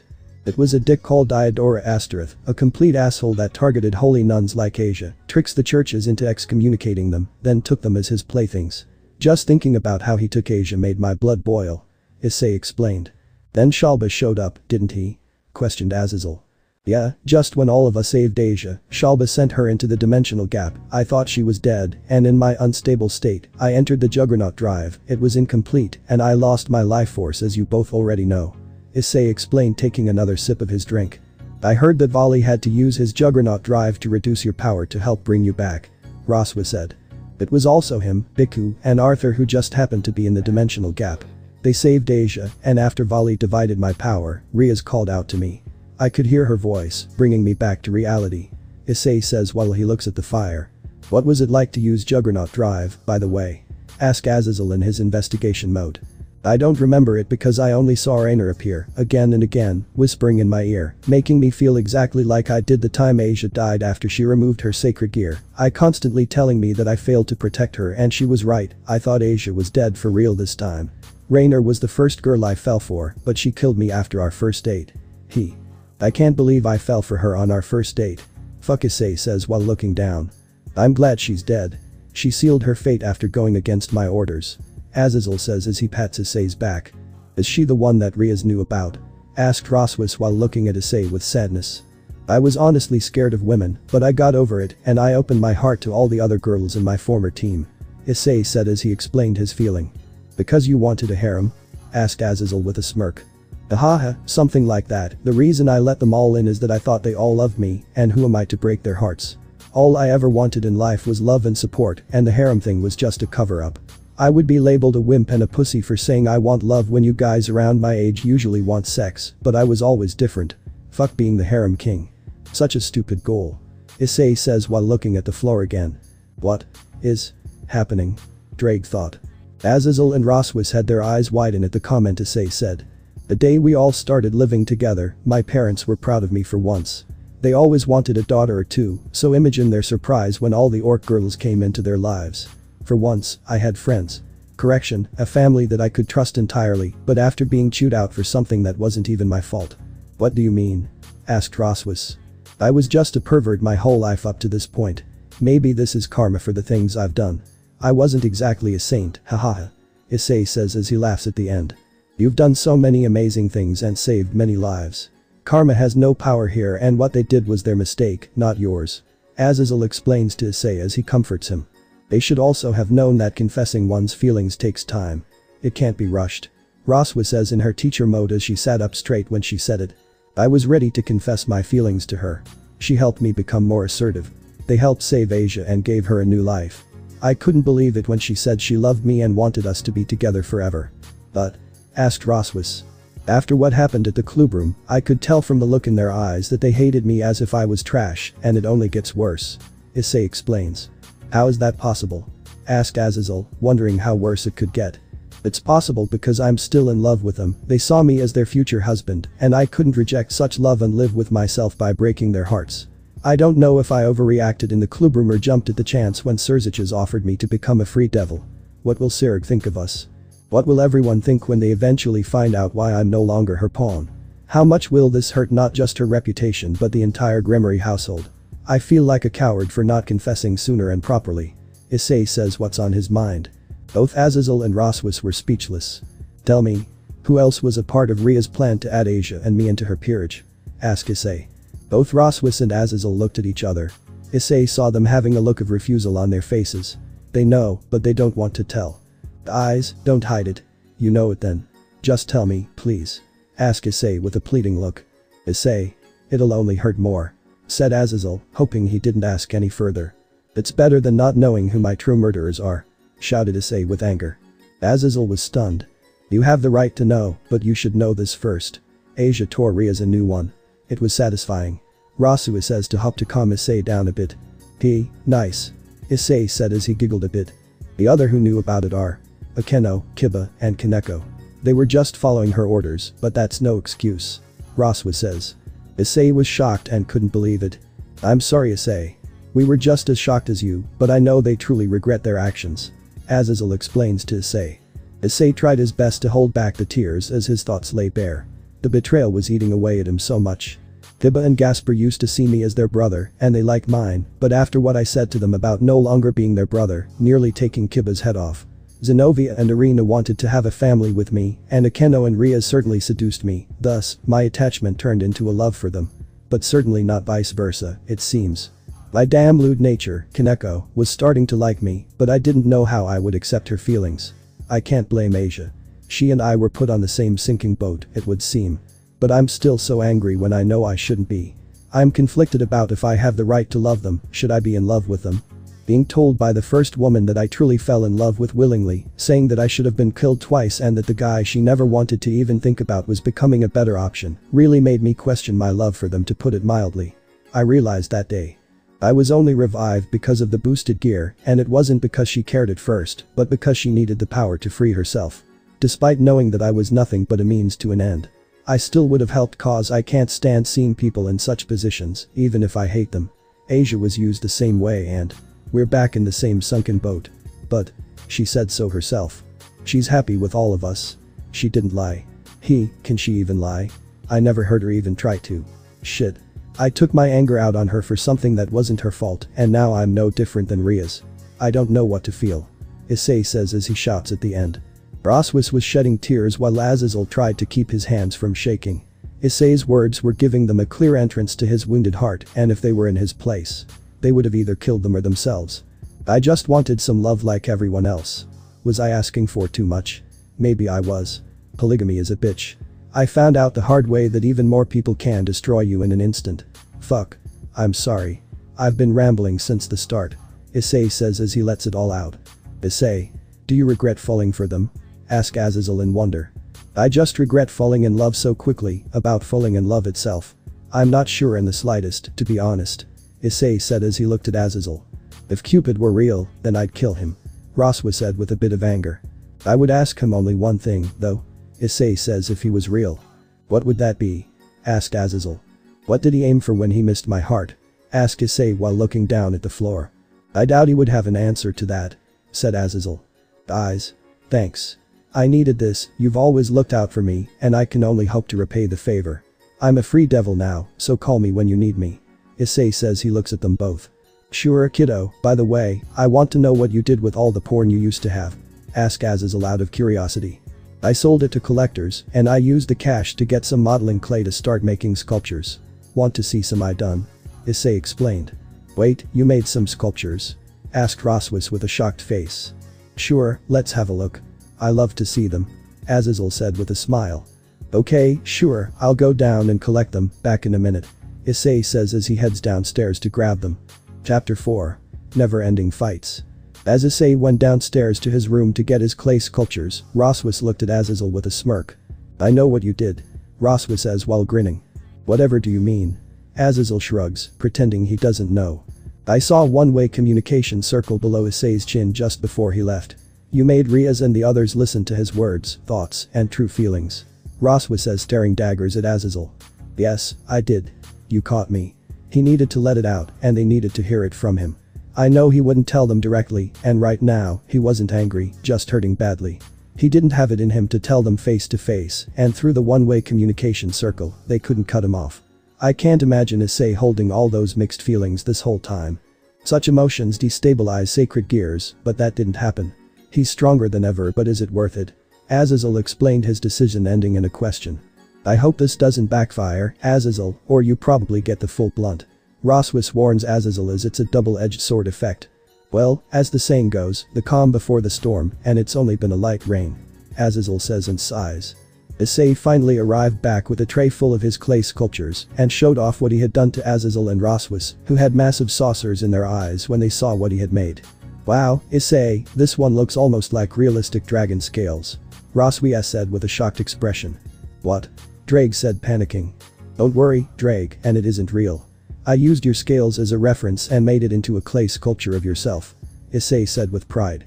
That scared me almost as badly when you said you hated breasts. My nerves can't take much more hits, Drake said, now relaxing after the minor panic attack. Wait. You hate tits. Who are you? Azazel shouts as he's confused. That's exactly what I said. Replied Drake, was sharing the information with Azazel. Oh, calm down, will you two? I don't hate them, not at all, but my love for them is greatly reduced to normal levels. There's more to women than their physical assets. Issei replied nonchalantly and noticed Roswis blushing a bit after saying that. With that, Azazel opened a bottle of scotch, then drank it all. He then sat by the fire and stared into it lifelessly like his soul was gone. I think you broke him. Ha ha ha ha ha, you got to do that to Auden next. Roswis says as she was holding her stomach while laughing at Azazel's reaction. Both Issei and Roswis laughed and continued looking at Issei's clay art, admiring them and enjoying their time together. Meanwhile, Riaz and the others just sat there feeling conflicted as Issei. They needed to make things right and hope he would forgive them. What should we do? Asked Irina, looking at the other members of the orc. Don't know. Akeno said, looking down. Issei. I'm sorry. My love. Riaz said while a lone tear went down her face. We got to make things right, and he still loves us. Asia says with hope in her voice. That's right, and he's still in love with us. Zenobia said, showing her usual denseness. He's not the dense idiot we know and love now. He's more of an angel than I am. Irina says as she spreads her wings that look grey rather than pure white. Irina. Your wings. Kiba said with a worried expression which made everyone, including Irina, look at them and were surprised to see them in such a state. We have to fix this, or you'll fall. Akeno says as she comforts Irina. After how I hurt him. I'm surprised that I haven't fallen yet. Please forgive me, Issei, for I have failed you as a friend. Irina says as she holds her hands in prayer. You didn't pray to God this time. Gasper said as he looked at Irina. It's his forgiveness we need to earn. Kiba said as he now looked at the floor. Guys, let's give Issei some space, and then we can figure out how we can earn his forgiveness back. Akeno said with determination in her eyes. You heard what he just said. He still loves us all and wants us. Riaz says in a delusional state of selfishness. For the love of, did you not hear everything else he said? We made him double if he's worthy of love. He saw the hate we felt when we thought he wasn't confessing. We pushed him into a corner, so let's not do it again. I feel that a part of him doesn't even want to be in love anymore, especially with any women here. I wouldn't if I were in his place. Akeno shouted, looking angry at the way Riaz responded. He was traumatized by Rainer, he was afraid of women, and that's one of the reasons he didn't take advantage of us. He earned our love, and we made him think that we took it all back. He overcame his fear and opened his heart to us until that day. Let's not hurt him anymore, please. As Akeno started to sob uncontrollably. Back to Issei. After Issei, Roswis, and Azazel had their fun, Issei went to his room, put his collection back under his bed, and then got ready to go to sleep as he needed it. So partner, tomorrow you need to meet up with that pervert girl and them kendo girls, Drake said. Yeah, we are all going to have lunch and hang out a bit. I remember how my ex-friends passed out, haha. Issei says to his faithful friend while having a bit of a laugh at the end. After how you told them that you don't like breasts, I think many more lost their grip on reality for a minute, Drake replied while laughing himself. Yeah, I bet it was the day's highlight for others. Issei said. To be honest, you and Aika were the biggest perverts there, no offense. Drake says. Meh, none has taken, but what's your point? Issei replied to Drake for an explanation. How to have the two of you not fucked each other's brains out? Drake said out of seriousness. Bruh, what the fuck, Drake? Issei says while facepalming himself. Sorry, I hope you do become good friends, or dare I say something more. Drake says with a slight smirk. Okay. What should I get for lunch? Moving on from that horrific conversation. Issei asks, pondering. How about doing a home-cooked meal to share with them? Drake replied with a smile. That's a brilliant idea, Drake. Issei replied with a massive grin. After the conversation with Drake, Issei went to sleep since he had to get up early to make the meal, but unfortunately, he didn't notice the presence of Kaneko, who partially heard his conversation with Drake. Issei and Aika. I'm going to be sick. Kaneko says to herself as she goes to her bathroom and pukes in the toilet. The following day Issei woke up early and made a meal for Aika, Murayama, and Caddis. After his rambling with Roswis and Azazel, he felt much better and decided to make lunches for everyone else. He packed the ones for the 3 girls and went to school early. He met up with Aika, Murayama, and Caddis and gave them the lunches he had prepared for them.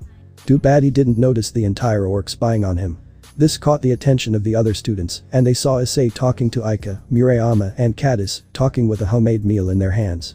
Yesterday's rumors were still the hot topic and this will start a flame one way or another. During lunchtime, Issei and the 3 girls sat on a bench talking while the orc was spying on them from a distance but couldn't hear much due to the noise caused by the cars driving on the nearby road. As Issei and the girls, the orc could see them having their lunch together and having a good time, even sharing laughs, and how they got jealous. Then they followed us on our date wearing a tiger mask, surgical mask, a hat, sunglasses, and a paper bag. They all tried to hide behind a pole. Issei says as he explains his date with Akeno. Ahahaha. All 3 girls were laughing at what he said.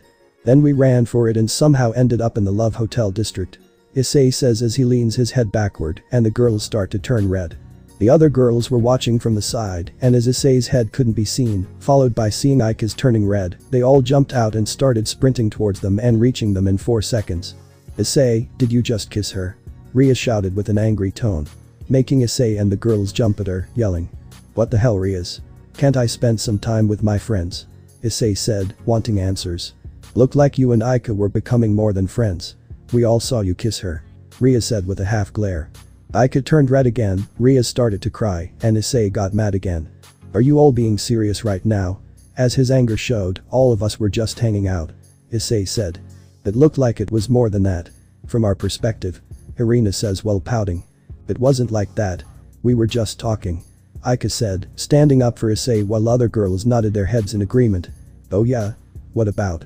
Asia asked while tilting her head. About how I can't have some alone time without all of you breathing down my neck out of jealousy. Fucking hell.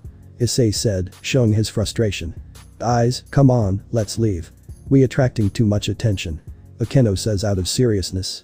At least someone here other than Roswa-sensei has common sense. Issei said nonchalantly. Ouch. Kaneko replied, feeling hurt. I'm sensing a lot of bad blood between you two. Aika says, looking between Rias and Issei.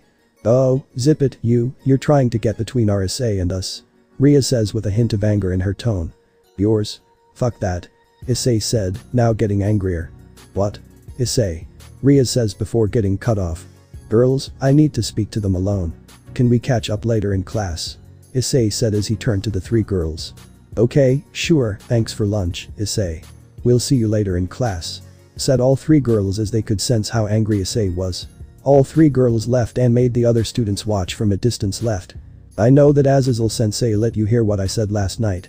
I noticed the communication circle he used, but despite knowing how I feel, most of you continue to jump to conclusions without even asking my side of trying to find the truth. Issei says as he starts to shout at the end.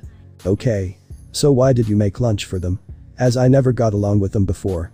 Asia asks out of curiosity. As Issei takes a deep breath. I snapped at Aika yesterday and apologized to Murayama and Caddis, so I made lunch as an apology. I was feeling better after last night, so I made lunches for everyone. Issei says as he explains himself. We did it again, didn't we? Irina said as she looked down to the floor. Yeah. You all did so little faith next time. Issei said nonchalantly. Issei. We're sorry. Irina says but gets cut off by Issei. Save it. I don't want you hollow apologies. Issei said as he looked away from them and thought about walking off. These aren't hollow apologies. We really mean it. Ria says, trying to hold in her tears. Then why? Why continue to hurt me? Accuse me of something I didn't do. I'm just trying to do right by those around me, trying to move past everything that had happened and maybe try to love you, girls, the way I used to. But you're making it so fucking hard right now. Issei says as he raises his voice at the end. Issei. Rias tried to say before getting cut off again by Issei. I'm still so angry at you for what you said and still trying to pick up the pieces, but how can I do that when you all continue to crush my heart to dust? Issei says as his hands start to shake. I can't keep doing this, Riaz, I quit the club B, and I need time away from everyone. When Issei said this, Riaz froze, Asia went wide-eyed, and others were quiet, trying to process what just happened. Issei, please, no, don't leave us. Akeno shouts in panic. I'm not leaving for good, and I just need a break. Issei said as he tried to calm Akeno down. Wait, if you knew that we could hear you yesterday, why not tell us directly? Kaneko asks while worried. What good would that have done? You would jump to conclusions and misinterpret everything I would say. Issei was saying before Riaz interrupted. Issei. Riaz was saying before Issei interrupted her this time. Enough, Riaz, our relationship will be my death, and I'm pissed off. I don't want to say something that I might regret later. Issei says as he finishes explaining what he thought. But we love you. Riaz says as she goes silent at the end. Then you certainly won't like what I want to say right now. I don't want to hurt you. Any of you like you hurt me. Issei said what he thought. But big brother. Gasper said before Issei cut him off. Don't call me that. Issei said as his anger increased. That night, the same restraint that Surziches and Grafia came to visit was resurfacing. Guys. Let's give him some space. Kiba said, knowing Issei would flip any minute. Issei silently nods a thank you to Kiba and walks away, leaving the other behind, which he manages to bump into Aika on the way to class. Hey. You doing okay? Aika asked, a bit worried about Issei. Yeah, I don't have Stockholm Syndrome anymore. Piece of advice, don't join her club, and they aren't what they seem. Issei says as a bit of advice in case they ask her to join. I can tell by how they hurt you out of jealousy, toxic as fuck, Aika says till they hear the bell ringing for class. Let's get to class. Issei says as he does a fake smile. Hey Issei, do you still love them? Aika asks, hoping not to step on a landmine. Unfortunately, yes, and they are making it difficult to keep it that way. Even though I don't want to. Issei says while he sighs at the end. Wow, to make the Issei Haidu, the lover of all women, to hate them so much. Makes me question if they are even human. Aika says, talking out loud. If only she knew. Drake said in Issei's mind. If only indeed. Issei replied and sighed. As the day ended, Issei headed straight home as he had enough of Riaz and the other's stupidity. On his way, Kiba intercepted him using his speed. Hey Issei, wait up. Shouted Kiba. Get out of my way, Kiba. I'm done with every last one of you. Issei said with a hint of anger in his tone. Look, you're right. We jumped to conclusions when we shouldn't have. Kiba said as he tried to apologize. Too late for apologies. Issei said nonchalantly. Issei, do you hate us? Kiba asked out of worry. More and more every time you guys do shit like this. How are you all so dense? Issei replied with a question at the end, which left Kiba stunned. Start training, the fight with Serg is not long away. Can we train together? Kiba asked to hope to earn his forgiveness this way. Sure, I could use a target. Was Issei's reply to Kiba's question, which sent a chill up Kiba's spine, as his tone was as sharp as Ascalon when it was centimeters from his eyes last time. Alright, I'll tell the others first. Kiba says as he stuttered at the beginning. Issei walked away without another word as Kiba wandered back to the orc. He told everyone to stay away from Issei and train, and Issei is in a bad state. He trained the whole day, and so did everyone else but barely. After Issei told them that he wanted to be alone, he avoided them. As they were training, they all got a call from Surziches talking about a stray that had many other teams failed to stop, and it was causing havoc in the familiar forest. Alright, let's move out and try and kill this stray. Riaz said, trying to act like a king now. You coming, Issei? Irina asked as she looked at him. Yeah, sure, I could do with a live target and a new familiar. There's a full moon tonight. Issei said, sending chills up everyone's spine except for Roswis as she noticed he wasn't happy about something. As everyone teleported to the familiar forest and stepped out, Gasper got scared by some noises and clung to Issei. Scary. Gasper says as he hides behind Issei, and Issei is not saying anything to comfort him like he usually does. He wasn't giving anyone attention at all. Yufufufu, this brings back memories. Akeno says as she licks her lips and puts her finger on his chin. What's so memorable about this place? Rasuis asks out of curiosity. I got my first familiar here, and it electrocuted Issei a few times when he was nearby. He is protective of me against other males, such a protective little dragon, Asia says, remembering that day. I still remember the slime that ate our clothes, Yufufufu. Akeno said, blushing as she spoke. This caused Riaz to blush from embarrassment and look at Issei. He didn't say anything, no slight change in his stoic facial expression. She thought that the old memory of the girls having their clothes eaten and leaving them primarily nude would get a reaction out of him, but none at all. Riaz was about to speak, but Issei beat her to it. I'll get us a bird's eye view. Balance, breaker. Issei said as he shouted his balance breaker. Welsh Dragon balance breaker, Drake shouted through the boosted gear, and Issei flew up into the sky. Should we follow him? Asked Zenobia while tilting her head. No, he can handle himself. He told you all he needs, space, fucking give it to him now, spread out in teams. Roswis said in teacher mode. I'm the king here, Roswis. Riaz says with her hands on her hips. Then act like it, Riaz. Roswis responded sharply. Excuse me? Riaz responded as she was getting ticked off while Roswis was getting angry like before. Do you have to remind you of what happened today and yesterday? How can you give him space? Do you hear what you want to listen to cause of your ego? What? Riaz said, confused, which caused everyone around her to facepalm. Yup, you're denser than a black hole. Everyone split up, Irina and Zenobia go north, Kiba and Gasper go east, Asia and I will go west, while Akeno and Out King can go south. Roswa said as she did the quotations when she said king out of spite. TSK fine. Riaz says as she clicks he tongue. They all split up after that. As Akeno and Riaz walked, Riaz decided to speak up and complain. She's got quite the nerve talking to her master like that. Riaz says while ranting while Akeno stays quiet. Why aren't you saying anything? I have nothing to say. Akeno responded to that question. Don't tell me you're taking her side. Riaz said while still complaining. I'm done taking sides, but she's right, none of us have been exactly up to the level of maturity we should be. Look what we did to Issei by simply not letting him finish his confession. Now, he hates us. Because every time he tries his best to keep himself in one piece, what do? We made it worse. Akeno said, expressing what she thought. But he still loves us. Riaz says, only getting half the picture. And we just make him regret that. So far, he hasn't broken up with you or us, but I don't blame him for needing space. Akeno says, finishing what she thought. Will we get our Issei back? Riaz asks out of concern. Even if we get him back, he will never be the same. Akeno said as she sighed at the end. If only we. Riaz says but goes quiet at the end. What? Akeno asks with a puzzled look.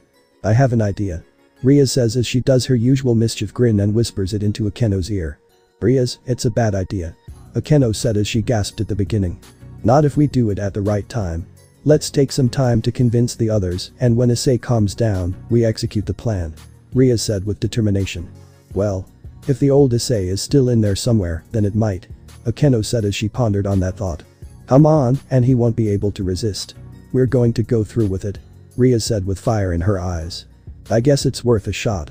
Akeno said, hoping it would work, but as she said that, one of Issei's dragon shots flew right past them and hit a tree husk in the distance. Both girls were shocked, and they turned around to see Issei fighting in the distance, which led Akeno to call the others to come to their location. They see Issei fighting this Dray, and its potent power is strong. HHH, it's a monster. Gasper shouted and hid behind Kiba. What kind of stray is that? Asia says while in shock. Not sure, but Issei has a tough time. We need to help him. Kiba says, but then sees Issei and the stray take their fight into the air. The creature used its bladed arms to attack Issei, who used Ascalon to strike back and defend.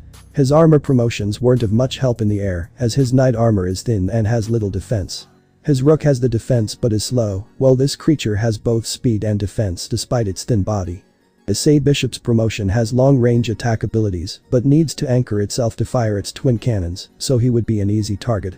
Issei, we're here. Let us help. Zenobia shouted up to Issei. This thing is too dangerous to fight without armor. Stay back. Issei shouted back as he blocked the incoming attack. Boost boost boost boost boost boost boost boost, Drake echoing from his gauntlet. Issei ordered them to stay away as he and the stray exchanged slash after slash. The stray cut chunks of his armor off, but Issei also landed a few slashes, but his injuries healed remarkably fast. You won't survive this long, partner, why not let the others help? Asked Drake. They'll be dead then, Drake. Issei responded to his friend.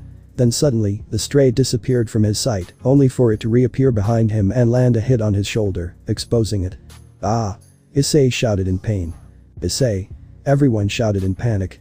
The stray prepared what looked like an energy attack in the form of a sphere between its horns, preparing to aim for Issei's head. This was until Issei responded to it and elbowed him right in its side and managed to cause damage to daze the stray and giving Issei to take a chance to try his new promotion. Promotion to Queen. Issei shouts with all his heart. Cardinal Crimson promotion.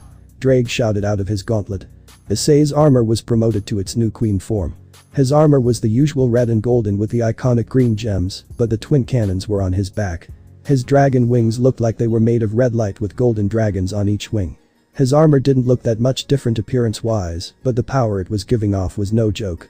This new armor has the combinations of all three promotions of the knight, rook, and bishop. As Issei boosted a few times and fired off his twin blasters, it hit the stray directly and was sent crashing into the ground over a few kilometers away. Issei flew full speed and used the rook's ability to partially change his arm with a solid punch to finish off the stray. He saw it stand up weakly and managed to punch it directly in the face. He was sent into the distance again with crashing sound resonation into his ears. Issei then went to the stray and prepared his dragon shot to finish it off, but he saw it turn to ash and looked confused, so he managed to get a sample of the ash to send it to Surzich's to identify what was or who it was. Issei then deactivated his armor. Chapter 5. Achievements. After deactivating his armor, Issei looked at his shoulder. It was healed, not enough to raise worries from the others, but still needs some medical attention. Issei then puts the vial of the stray remains into his pocket dimension to send to Surzich's to find out more information on what happened when he was interrupted by an unknown female coming out of a cave. "May I ask why there is so much destruction near my home and dragging you?" The unknown female asked, with long blue hair and blue eyes with a lovely dress showing her features. Sorry, I and others in the same peerage got asked to take out a strong stray that entered here, and for the question about Drag is because I am this generation Red Dragon Emperor. May I ask if he has done something wrong by you?" Issei explained as he left a question at the end. "OHIC, and the answer to that is yes and no. Drag borrowed some treasure of mine back when he was fighting his rival Albion, but every time I got near his hosts in the past, he told them to bolt it," said the unknown woman. "AHIC, and sorry if this is rude, but I have never seen you before. May I ask for your name?" Issei asked politely while he scratched the back of his head. "Oh, where are my manners then? I am Tiamat, the Chaos Karma Dragon, or known as the strongest female Dragon King," Tiamat said while giving a slight bow. "Nice to meet you, Tiamat-sama. I am called Issei Haidu. May I ask what kind of treasure Drag borrowed from you in the past?" Issei said, wanting to know what treasure Drag lost in the past. "Hi Tiamat, long time, no see, and I would like to apologize to you, Tiamat. When I was fighting with Albion back in the day, some of the treasure was destroyed, and I don't know what happened to the rest after the three factions sealed us," Drag said in an apologetic voice. Yes, Drag has been a while, and I accept your apology, but I would still like to help find whatever is left of my treasure. Maybe your host can help me," Tiamat said as she eyed up Issei. "I would love to help you, Tiamat-sama, as Surzich's has made me a free devil after her sister put me through," Issei said while looking sad and emotionless, which made Tiamat wonder what happened to him. "Well, Issei, have you got yourself a familiar yet?" Tiamat asked out of random. "Actually, no, sadly not, and my first attempt didn't exactly go well cause of my previous state," Issei said while blushing a bit out of embarrassment. "Well, I would normally test you if you're worthy of me, but how about accepting me like a familiar? I sense a strong will to protect and a lot of potential. I can also help you train if you so wish," Tiamat said. Really, I am shocked and honored at the same time, and I would love to have you as a familiar, but also more than that," Issei said with a smile showing how happy he was. As Issei does the spell to make a familiar pact, he is so happy to have a strong familiar and another sensei to train him with being a part dragon. "Okay, I will stay at my home for now as I am the guardian of this forest, but if you need me, just summon me, and I will come, even if it's just for a friendly chat," Tiamat says as she waves goodbye to Issei and heads back into her cave. "I can't believe that just happened. She would normally kill my hosts for what I did in the past," Drag said in such a shocked manner. "Well, I guess she's changing a bit, knowing to find the treasure you lost would require you to be semi-alive to help re-find them," Issei said while grinning at his achievement. "Maybe, but having her as a familiar is also good. It would help you in many ways, especially for training," Drag said well, grinning at what his partner achieved, the impossible. While Issei got his new familiar and chatted to Drag, the others were making their way to where Issei was from the explosion he did when killing the stray to come to its point of origin, to where they saw Issei standing there. "Issei, are you alright?" Roswis asks with such a worried look. I'm fine, Roswis-sensei," Issei said as he smiles at her. "Your shoulder is hurt. Let me heal it for you," Asia said as she started healing it. "Thanks, Asia," Issei said as he smiled at her and patted her head. "So, where's the stray?" Akeno asked while she looked around. "This is all that's left of it.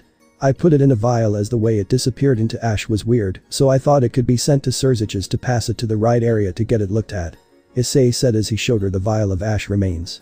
"I will do that now for you then, Issei. Good job out there," Akeno said as she smiled at him and sent the vial through the magic circle to Surzich's with a note to it. "That stray was so creepy. Just how strong was it?" Gasper asked while shivering to remember what it looked like. I would say ultimate class, I would believe. Its speed is something else, I felt the force of its strike, but it held back for some reason. Issei said while pondering why it pulled its power back. Well, at least that's job done, so will we talk about your new armor promotion? Kiba asked out of curiosity. You saw what it can do, so you should already know then. I also managed to get a familiar. Issei said as he grinned at his achievement. So, what familiar did you get? Roswis asked, knowing it's something good. I could, but it would ruin the fun. Issei said as he grinned at Roswis mischievously. But I wanted to help you find a good one. Ria said as she pouted. Nah, I'm good. You wouldn't be able to top what I got anyways. Issei said as he turned away from her. This caused Rias to frown as, once again, Issei shot her down, so in the end, they all went home and reported that the stray was strong, and its remains had been sent ahead to be looked at. When home, Issei went to his room, locked the door, and sat on the bed. Hey, Drake, is it possible to start training with some of the past senpais when I go into Mindscape? Issei asked as he laid down on the bed. I'm sure they would help, as I said previously, in the past they have many skills, some hand-to-hand, and some magic-based, there's even few strategists among them, Drake said to Issei as he waited to come into the Mindscape. Sweet, well, I come into the Mindscape now, then let's train hard till I wake up for school. Issei said as he pumped his fist into the air. As Issei was in his Mindscape, he was training hard and taught many things from usable magic to go with his most vital element, fire first and air second. He was also taught by many hand-to-hand combats from Sparta to Japan to Taiwan from past generals. Issei was finally exhausted and decided to call it a night and sleep. Issei suddenly woke up in shock in the early hour from reliving his past with Rainer and Juggernaut Drive. As he laid back down, his arm felt a familiar bump. When he turned around, he saw someone under his duvet. As he slowly lifted it, he saw the long black hair of Akeno looking at him, and his expression went from shock to disappointment. Akeno was wearing her see-through lingerie. When Issei saw it, he covered her body up.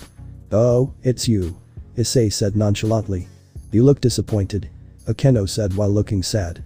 Well, what are you doing here? I locked my door for a reason. Issei said, now narrowing his eyes. I couldn't help it. I wanted to check up on you to make sure that you were okay as you got hurt by that stray yesterday. Akeno said with concern, looking at Issei. Thanks for worrying, but I'm fine. Asia healed me, remember? Issei said as he questioned her at the end. Yes, physically, but you had a bad dream, weren't you? Akeno said while still looking at Issei. Well, having bad dreams is nothing new for me now. Issei said as he looked down. Meaning? Akeno asked, wanting to help in any way. Nothing, don't worry about it. Issei said as thoughts of Rainer stabbing him with light spears and seeing Asia die in his arms replayed. As Issei got out of bed, Akeno became worried. Where are you going? It's only 4 a.m. Akeno asked with worry in her tone. Anywhere but here. I told you guys that I needed space, but you are in my bed at 4 a.m. You know you'll have your rooms. Issei said as he went towards his door. But it's lonely without you. We miss you, Issei. Akeno said as her voice went quiet at the end, which left Issei stunned for a bit. Whose fault was it, I wonder, Drake said in thoughts. Issei, your dragon power still needs to be siphoned out. I know you hate us, but at least let me do that for you. Akeno says in such a playful tone. Issei didn't respond and went out of the room to the training zone underground, leaving Akeno sitting on his bed and seeing the man she fell for walk away without a word. Once Issei entered the training room, he was promoted to queen form and practiced it to extend the time limit and try the new moves he learned from his senpai. He trained till at least 6:30 a.m. and was drenched in sweat, breathing heavily, and was exhausted, so he made his way to the shower to freshen himself up. Partner, your new armor can last longer. Before, it was 5 minutes, but now I can hold it for 30 minutes. Drake said with pride. Thanks, Drake. I can't help but wonder how strong I would have been if I wasn't a pervert. Issei said as he thought about it. You probably would have been dead, Drake said as he said what he thought. How so? Issei asked as he wondered why. Well, it was lust that turned into love and then into power for them, which became the desire to protect them and others. It was the real deal, but as to how you managed to maintain that form from 5 to 30 minutes so quickly, it's almost too good to be true even for you. Drake replied honestly. Even I'm surprised, but I'm not going to question the good thing we got going. Issei said with determination. Sarag is going to have a tough fight ahead of him, hahaha, Drake said as he laughed. Well, I did promise him a good fight, and I plan to deliver it. Issei said with a grin. After Issei left the bathroom, he got ready for school and went to the kitchen as hunger finally got his attention. Once he entered the kitchen, everyone, including his parents, was already there. Morning. Issei said as he sat down to eat his breakfast. Well, look who's finally up. You took your sweet time. Mickey said while looking at Issei angrily. Why are you up so late? Goro said while looking over his newspaper. It's only 7 AM and school starts at 8. Also, I've been up since 4 AM. Issei said as he looked at them. Watch that attitude, young man. Mickey shouted at her son. He was probably looking at them porn stuff again, no doubt. Goro said with a stern look. Actually, no, I was studying some bits for school. Issei said, narrowing his eyes. Issei got up and went out the door and slammed it shut, and he noticed they didn't care about him anymore since they now had girls they treated like daughters. The girls became gloomy as they watched Issei leave without eating his breakfast and how his parents tore into him for no reason. They just looked at each other and stopped eating their breakfast and realized Issei had left without eating anything and he trained for 2.5 hours straight. According to Akeno, this caused Asia to shed a tear and the parents awed. Now, look what the boy did. He upset Asia by acting how he is. Mickey said with her hands on her hips. Forgive me, Mrs. Haidu, but it wasn't him who upset her. It was you too. Roswa said as she stared at them. What did we do? Goro asked, confused. You tore into him for no reason. Roswa said as she thought to herself how Issei was right about his parents loving the girls more than him. Well, he's been acting weird and ignoring you girls, plus he's a good-for-nothing pervert. Mickey said with disgust. There's so much more to him than that, and he's done well that I know that only he is capable of. Also, he's not a pervert anymore, and as his teacher, I can confirm it as he hasn't caused or been in any trouble for months now. Also, if you check his room, you would see it devoid of anything lewd. His grades have also improved considerably. He also becomes the most athletic student to date. Roswa said, trying to prove a point. Well, we don't believe that he always keeps his room locked, so clearly, he's still a pervert. Goro said, which stunned Roswa as they were not even trying to listen correctly. This caused all the girls to get a little mad and depressed, as their words reminded them of what Issei said on the rooftop that night as he blamed himself, but now they see that his parents got under his skin and angered him for who knows how long. They all got up and left for school without saying another word. They wanted to defend Issei, but the way his parents were acting was pointless. Following Issei. Even after becoming exhausted from training beyond his limits, he had already made it to school. As he ran once, he shut the door behind him and he noticed his speed increased significantly because of those weights he trained with. Once he entered the school grounds, he had almost an hour to calm himself down. Drake spoke to him. Feeling any better, partner? Drake asked out of concern. Better? No idea, to be honest. I feel so hurt right now. Issei said as he replied to his friend. Issei wasn't lying either, his face was blank with no emotions and his eyes were devoid of the spark of life he usually had. Issei looked at the time on his phone and saw it was nearly time for class. On his way, he encountered Ravel. Hey Issei, are you doing okay? Ravel asked, noticing how lifeless his eyes were. Yes, how are you, Ravel? Hope your family is okay. Issei replied with no emotion at all to his reply. Oh my god, there's no emotion to him at all, just what did they do to you, Issei? Ravel thought. Ravel? Issei asked while tilting his head, which caused Ravel to snap out of her thoughts. Yes, I'm fine, and so are the family. Thank you for asking. Ravel said as she bowed. Well, class is about to start in a few minutes. Let's get going. Issei said as he started to walk. Okay. Ravel said as she caught up to Issei. Are you alright? You don't look like it. Issei said, a bit worried about his cowhide. I should be asking you that, mister. You're not acting like your usual self. Ravel said in her usual tsundier tone while pointing her finger at him. I'm fine, though. Thank you for your concern. Issei said as he turned to Ravel. Ding dong ding dong. Did that rang a bit early, let's get going before we get punished by the teachers. Issei said as he started to walk faster, leaving a stunned Ravel. As both go to their respective classes, those who saw Issei walk by them noticed that his movements were almost mechanical, and seeing the empty look in his eyes worried them. Even Murayama and Caddis tried to talk to him, but Issei's response was just as devoid as his movements were. He just went to his desk and took out his book. Never thought I'd say this, but I miss his happy energy. Caddis said, looking at her best friend worrying about Issei.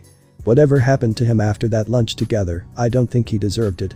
Murayama said as she worried about Issei. Aika saw the empty look in his eyes and decided to get to the bottom of this. When they hung out during lunch, she and the other girls enjoyed their time together. She saw that there was more to his former pervert than they thought. Wow, the orc upset him that day, and he said something about them jumping to conclusions. I should ask them about it, but knowing them, they won't say anything. Wait, maybe the student council president could, since she is Ria's best friend, as they all hang out. Maybe she can help get to the bottom of this, but is it my place to say something? Issei is in pain, and he is my friend, and I can't leave him like this, so maybe an anonymous tip would be a good subtle start. Aika thought as she's apprehensive about Issei. As the day progressed, the lunchtime bell rang, and Issei made his way to the cafeteria to eat his lunch on his own, until his fellow pawn and friend Saji showed up. "Hey, buddy, you feeling alright? Also, don't bother trying to lie as I would tell," Saji said as he sat opposite him. "To be honest, I feel hurt," Issei replied while eating his lunch. "I heard you left the orc. Wanna talk about it?" Saji asked to hope to get a clue to what happened. "Not really, because if I told you what happened, you'd tell Sona as you're supposed to, and it'll just make her dig deeper until the truth came out, and believe me when I say that it's not worth it. So let me just say that it's between us, things got the wrong, and kind of got heated, and we're not exactly on speaking terms." Issei said what he was thinking. "Damn, I'm sorry, buddy, if you ever want to talk to me as we're friends, let me know," Saji said while seeing how devoid Issei was. "Thanks, Saji, really I appreciate it," Issei said. "Hey, I know what wanna train together for the raiding game. As we can help each other out," Saji says, thinking it might be an excellent way to get answers. "Yeah, you know what, that'd be fun," Issei said as he smiled a bit, still with no life in his eyes, though. "Okay, I'll see you at your place after school then," Saji says as he gets up and leaves Issei alone. "It's not my place. Never was and surely not my home anymore," Issei muttered as he took out the trash and went somewhere to chill a bit. As Saji left Issei, he went straight to Sona to explain about Issei, to tell her the anonymous tip was correct and was worried about him. As he knocked on the door and waited for an answer, he wondered. "Come in," Sona said behind the door. Saji then entered the student council room and told her of his report. "Ah, Saji, what did you find out about Issei from this anonymous tip?" Sona asked her pawn. "Well, I would say that it was correct. As Issei and I were talking, I could see how devoid of life he is of his usual self, and not only that, he did tell me it was something between him and the orc to sort out, so I'm guessing it had to do with that," Saji said with a hint of worry. That's not good considering their match with Sarag is soon, and if Issei isn't himself, that is worrying. Maybe I should find out through Rias," Sona says while talking out loud on the last bit. "I would say leave it, for the time being, Kaichu. As Issei did say, it's between them to sort it out, and if we get involved, it might backfire onto us as well," Saji says with concern. "That is true. Okay, for now, keep an eye on him. I hope whatever happened fixes itself before it goes south," Sona says, looking directly at Saji. "No worries, Kaichu. I'm going to his at the end of the day to train with him. Maybe I can find out a bit more from being there, plus also it helps me out for our next match as well," Saji replies with a smile. "Very well, you better head to class now and let me know what you find out afterward," Sona says as she gets up and heads out of the office with Saji behind her. After school, Issei and Saji walked to his place and got ready for training. Once they got changed into combat gear, Issei suddenly felt something, a desire to get stronger and fight. His eye had a fire in them. "Be ready to get your ass beat, Saji," Issei said in his determined voice with a grin. Saji, hearing this, looked at him and saw him grinning and the fire in his eye ready to burn. This made Saji smile, and it lit a fire in him. "Hell yeah, but I going to kick your ass more like. Promotion to queen," Saji said as he shouted at the end. Issei then took a fight stance in preparation, and this caused Saji to get confused at first. "Aren't you going to promote?" Saji asked, tilting his head. "Not unless you want a major beatdown," Issei said with a massive grin. "Oh, so that's how it is, huh?" Saji said with a grin of his own. "Yup, damn right it is, Issei replied. With that, Issei charged at him with full speed, and if Saji weren't using his queen promotion, he wouldn't have been able to dodge his attack in time.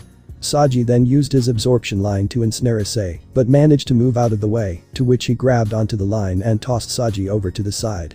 As he caught himself in midair, he summoned Veritra to help fight against Issei, and this caused Issei to use his balance breaker and take Veritra head on. Issei was promoted to his knight, then rook, and then bishop as he saw fit, and gave Saji a tough time, but was hanging in there still. "That's awesome, Issei, but it still doesn't look like it's strong enough against Veritra," Saji said. You went and jinxed it now, promotion queen," Issei says as he turns into his new queen form. Saji went in a squeaky voice after feeling Issei's power with his new form. "What the fuck?" Saji said as he was struggling to move. Issei was now in his cardinal crimson promotion and was radiating his power and using the same intensity he thought against the stray that night before. He hit Veritra directly and knocked him out. Saji couldn't believe that one punch took out one of the Dragon Kings. "Ah dang it, you win, but may I ask why you didn't just boost your power?" Saji asked out of curiosity.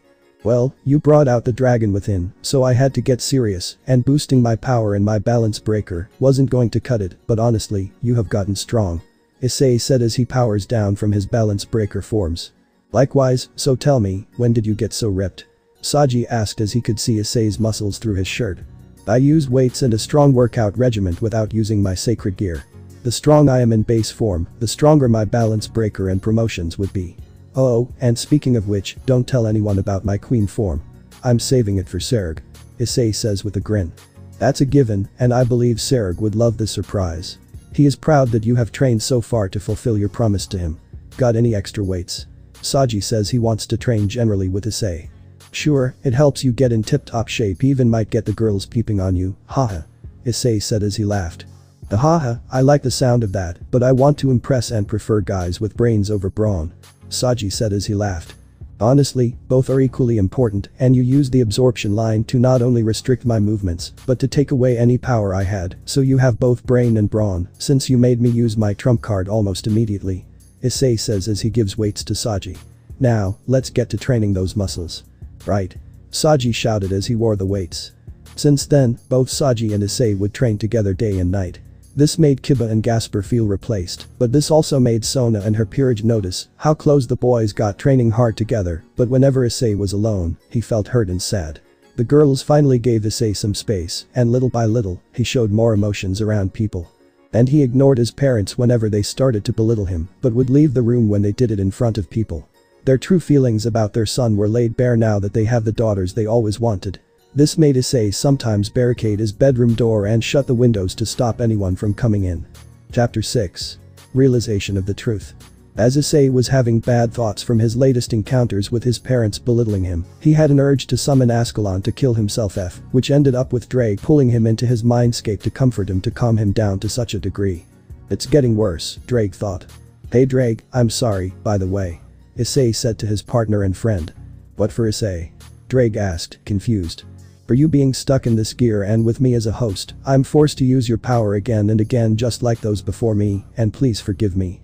Issei said as he bowed his head. You're the first person to treat me as a friend and ask to use my power. You only used your power to do good. If anyone deserves to have my power, it's you. Drake said. Thanks, Drake means a lot you are saying that. Issei says while smiling. I'm happy to be of help, this is probably one of the few times I did some good, haha, Drake says as he laughs at the end. Speaking of which, Drake, is it wrong for me to love them still? Issei asked out of curiosity. Sorry, partner, but that's for you to decide as I can't help no matter how much I want to. I don't understand the feeling since I've never had the chance to be in love myself. Drake says in an apologetic voice. For real? I would have thought you had a babe of a dragon somewhere in your time. Issei says as he tilts his head. Haha, sadly, it is true, but I've seen how happy you became because of it, which made me envious. Drake says as he lowers his head in shame. Envy is an ugly thing, especially when it comes with pain. Issei says as he pats his partner on his side to comfort him. True, I can see that pain in your eyes sometimes, it's the kind that one can't recover from, Drake says as he looks at his partner. Nope, sadly, we can't. Issei says before he remembers something. Oh, Drake, has Elsha and Belzard left, or are they still around somewhere? He asks to hope they are still around. Sadly, they have left this realm as they decided to go to rest finally, may I ask why? Drake asks, now wondering what his partner is thinking. Well, that sucks. I was hoping they could teach me any skills they knew since they were the strongest past hosts. Is there a chance you hold any memories of skills they used that could help in any way? Issei asks while looking up at his friend.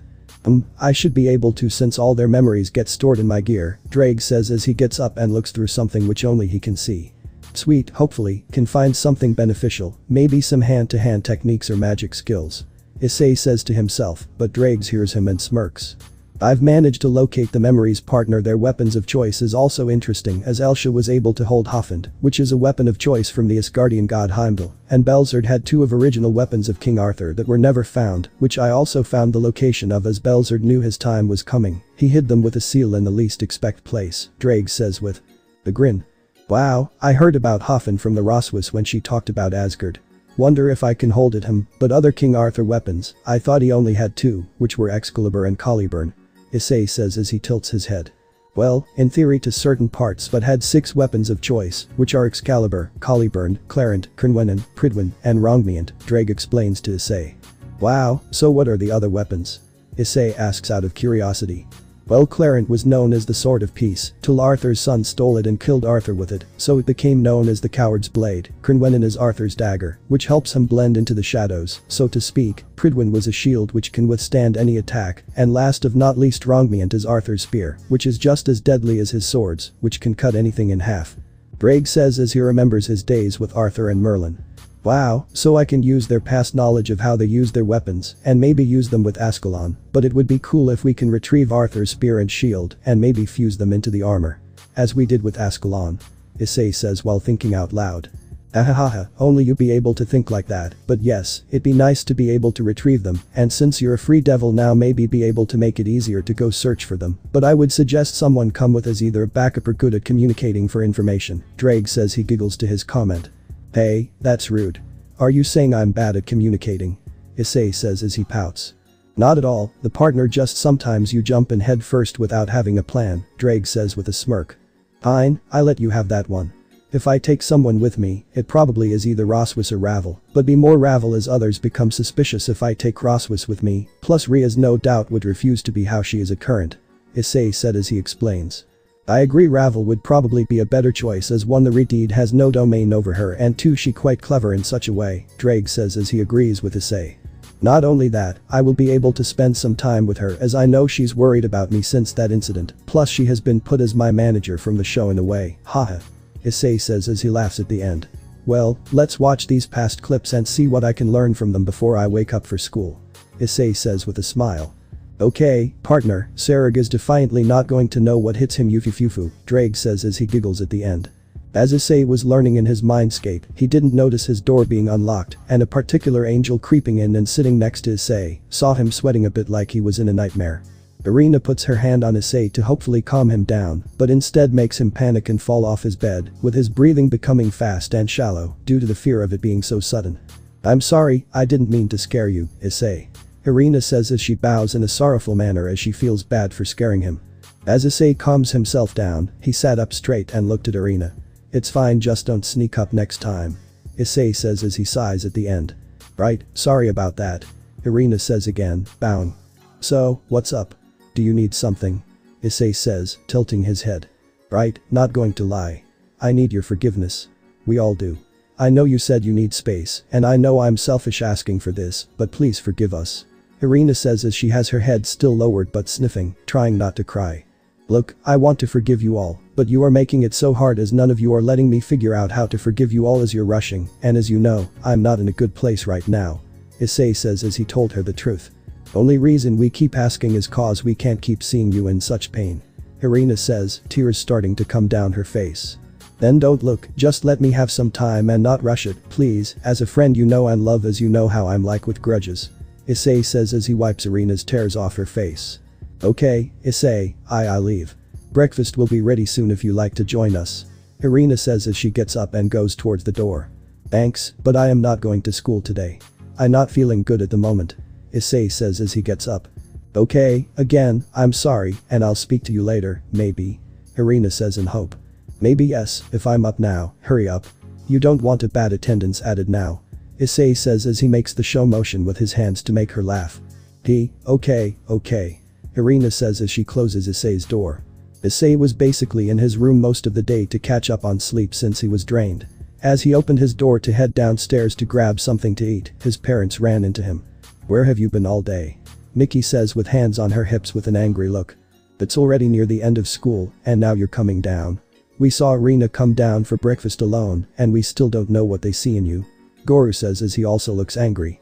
Again, parents were berating him with questions and comments to the point Issei was getting angry himself. As he looked at them, they saw his eyes flashing green. Both parents shut up and saw the rage in them, as his once kind brown eyes were now dragon-like and glowing green, and he heard a deep growl coming from his voice. Enough.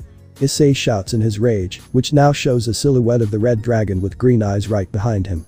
It lasted for a few seconds till it was enough, then Issei collapsed onto his knee, clutching his chest as it was starting to hurt. Mickey tried to help him up, but Issei refused her help and managed to stand up and started walking back up the stairs. What was that? Both Mickey and Goru said as they looked at each other. Both parents went upstairs and knocked on Issei's door to make sure he was okay as he had never seen this. Son, are you okay? we're here if you want to talk. Goro says with no reply. Honey, please, we are worried about you. Miki says, hoping for something. Just go away. You have already proven you rather have daughters than have a son. Issei shouted in anger. Both parents couldn't believe what they heard as they knew what they had done and didn't know what to do, so both left while thinking of a way to make amends. As Issei had a war with himself, trying to stop his senpais chanting the Juggernaut Drive chant, he failed to notice what was happening to his arm. Drake woke up seeing Issei in distress and immediately flaring his dragonic aura and sending it coursing through Issei's body to try and calm him down. Drake was calling out to Issei, but he couldn't hear him. All Issei was seeing were flashbacks of Ria's and others hurting him and how his parents showed their true colors. Issei's left arm was deforming, showing his dragonic arm like how it was when he came out of Juggernaut Drive the first time as it was reaching all way up to his shoulder. Issei let out a roar of pain that everyone throughout the house and even in the training area could hear. Everyone rushed to find the source of it, but sadly first people to find where it came from were Issei's parents, and they saw what was happening to Issei, which they could only describe as a monster. The others immediately came and saw Issei's parents outside looking into his room in horror, so they all rushed in and saw the state Issei was screaming in pain, holding his arm. What is that? Is that Issei? Asked a shocked Mickey. You two need to leave now. Roswa says, seeing their shocked looks. Issei. Ria shouts as she tries to go near him. What's happening to you? Akeno asks while having a pain look on her face. Everyone, please help him. Drake shouts, trying to calm him from inside. We need to call Azazel now. Kaneko says while holding down Issei, trying to use her senjutsu to help. Right on it. Roswa says as she leaves to call him. Issei, please be alright. Asia says as she tries to use her twilight healing on him as well. Suddenly Azazel came through the magic circle with his wings out and didn't care if Issei's parents saw him as he was more worried about Issei than anyone else. Sensei, not hiding your wings. Issei says as he speaks quietly, trying to stay awake. By the looks on your parents' faces, kiddo, I can tell they saw something more than they shouldn't, so what difference does it make he? Azazel says as he ruffles Issei's hair before getting ready to transport him to the Grigori to help him out. As Azazel picks up Issei and gets ready to go through his magic circle, Issei's parents, no longer in fear, look at them, wanting answers. We want answers. Goro shouts, wanting to know what's happening. Issei, that's our Issei, right? Mickey says in confusion. You tell me, was I ever? Issei says quietly, but enough for both parents to hear before Azazel and Issei disappear. Both parents look at everyone else, trying to work out what just happened.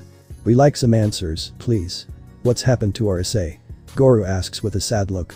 Riaz was about to erase their memories, but Roswa stepped in to stop and decided it's time to tell them the truth. Time for the truth now, Riaz, no more lies. They need to know everything. Roswa says, then turns to both parents. You two need to sit down for this explanation. Both parents nodded. At the Grigori. As Azazel and Issei came out of the magic circle, they rushed him to a bed to plug him in and try and find out what was causing this problem with Issei. Issei was finally stable but was quiet, so Azazel was speaking to Drake. So what happened to him, Drake? Azazel asks as he looks at the notes from the scan. I don't know, from what I can see, something triggered Issei's rage to the point that he was about ready to chant for Juggernaut, but then stopped when he started seeing flashbacks from what happened to him. Drake explains to Azazel with a worried tone. That's not good. If that happened, it means his mental state was to the point of suffering which the sacred gear reacted to. Azazel says, now worried for Issei. I know what you mean, Azazel. I know he's been fighting his emotions back a lot, but I guess there's always a limit till it breaks. Drake says.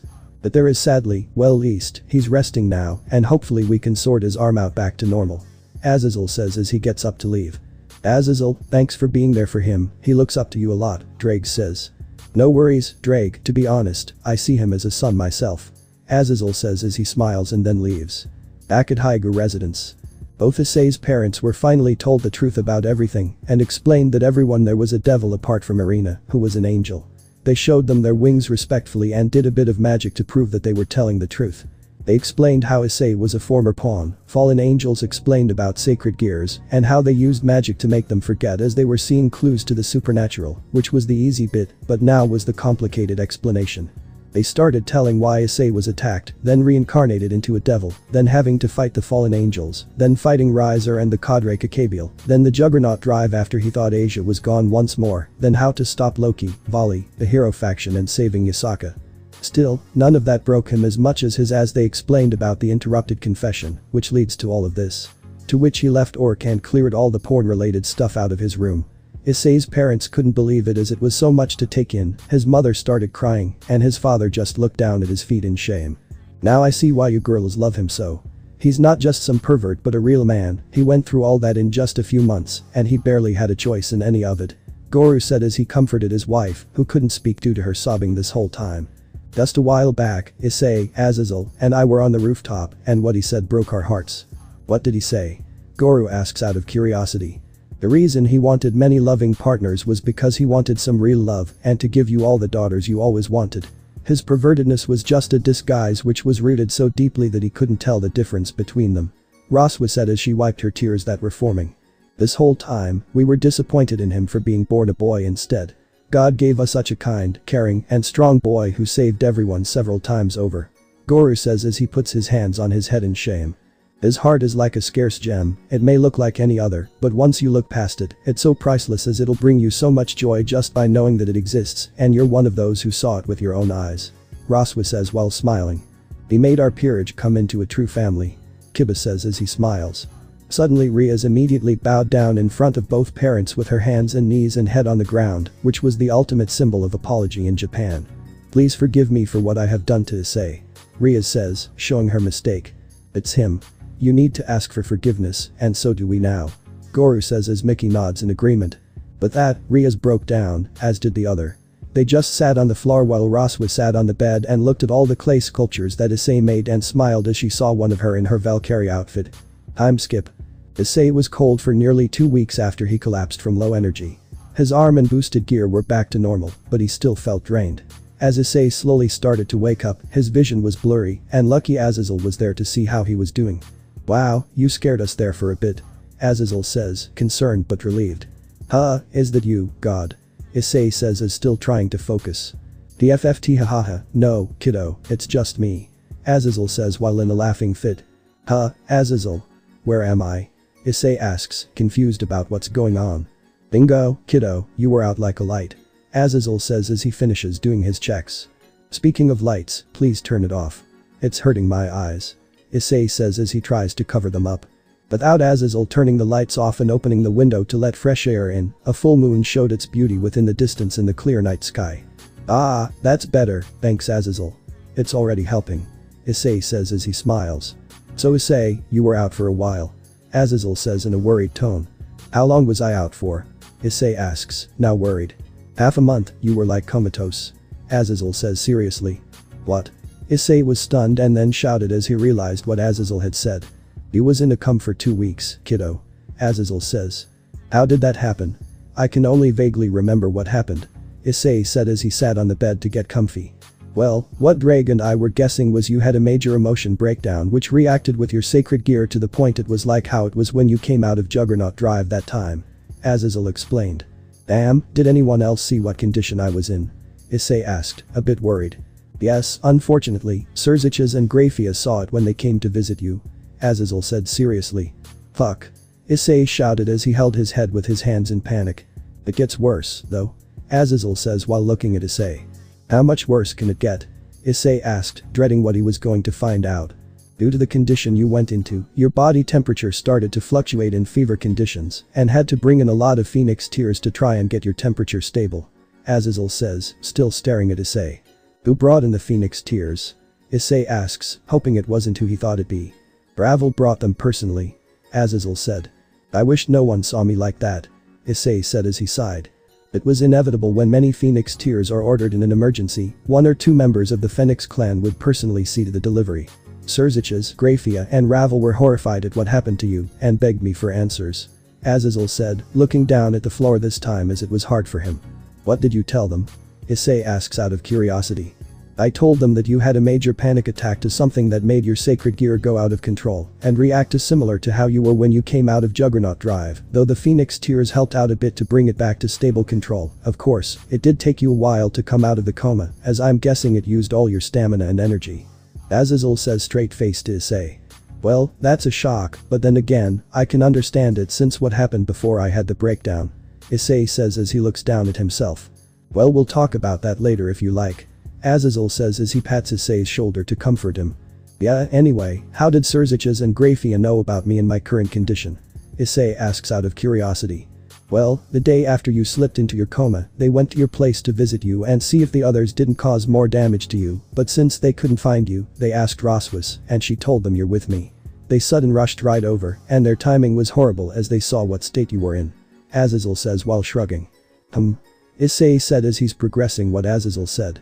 But on the bright side, your parents nearly wet themselves when they finally saw Serziches not just as Ria's brother, but as the Devil King. Roswis had to leave the room cause she had trouble holding in her laughter because of it. Azazel explained as he laughed at the end.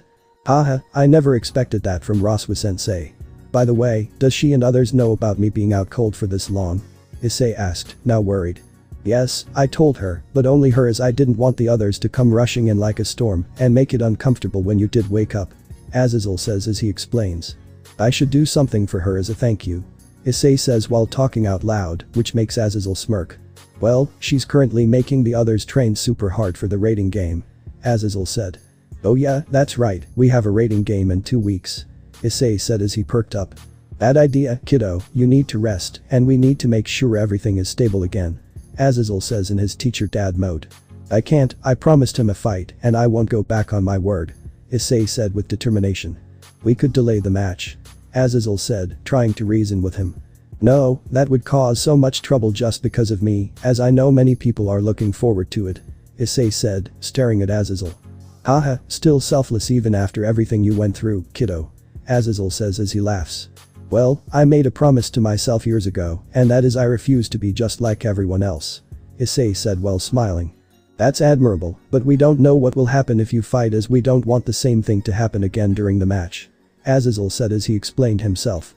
Well, if I go back on my word, then I'll feel like I just insulted Serg, and I can't live knowing I did such a cruel thing like that. Issei said as he pleaded his case. Well then, if anything bad happens, then we got to intervene, okay? Azazel said as a compromise. Deal, it's a meet you halfway. Issei said as he smiled up at Azazel once more. Okay, let's get you something to eat first as you got skinnier.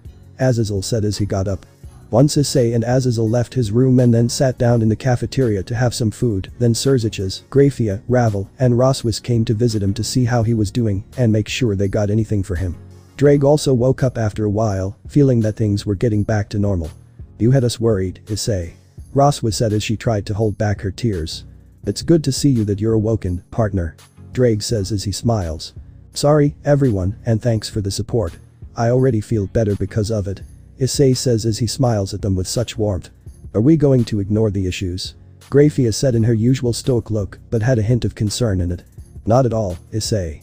I know you have just recently woken up and all, but we need answers to what happened to cause this.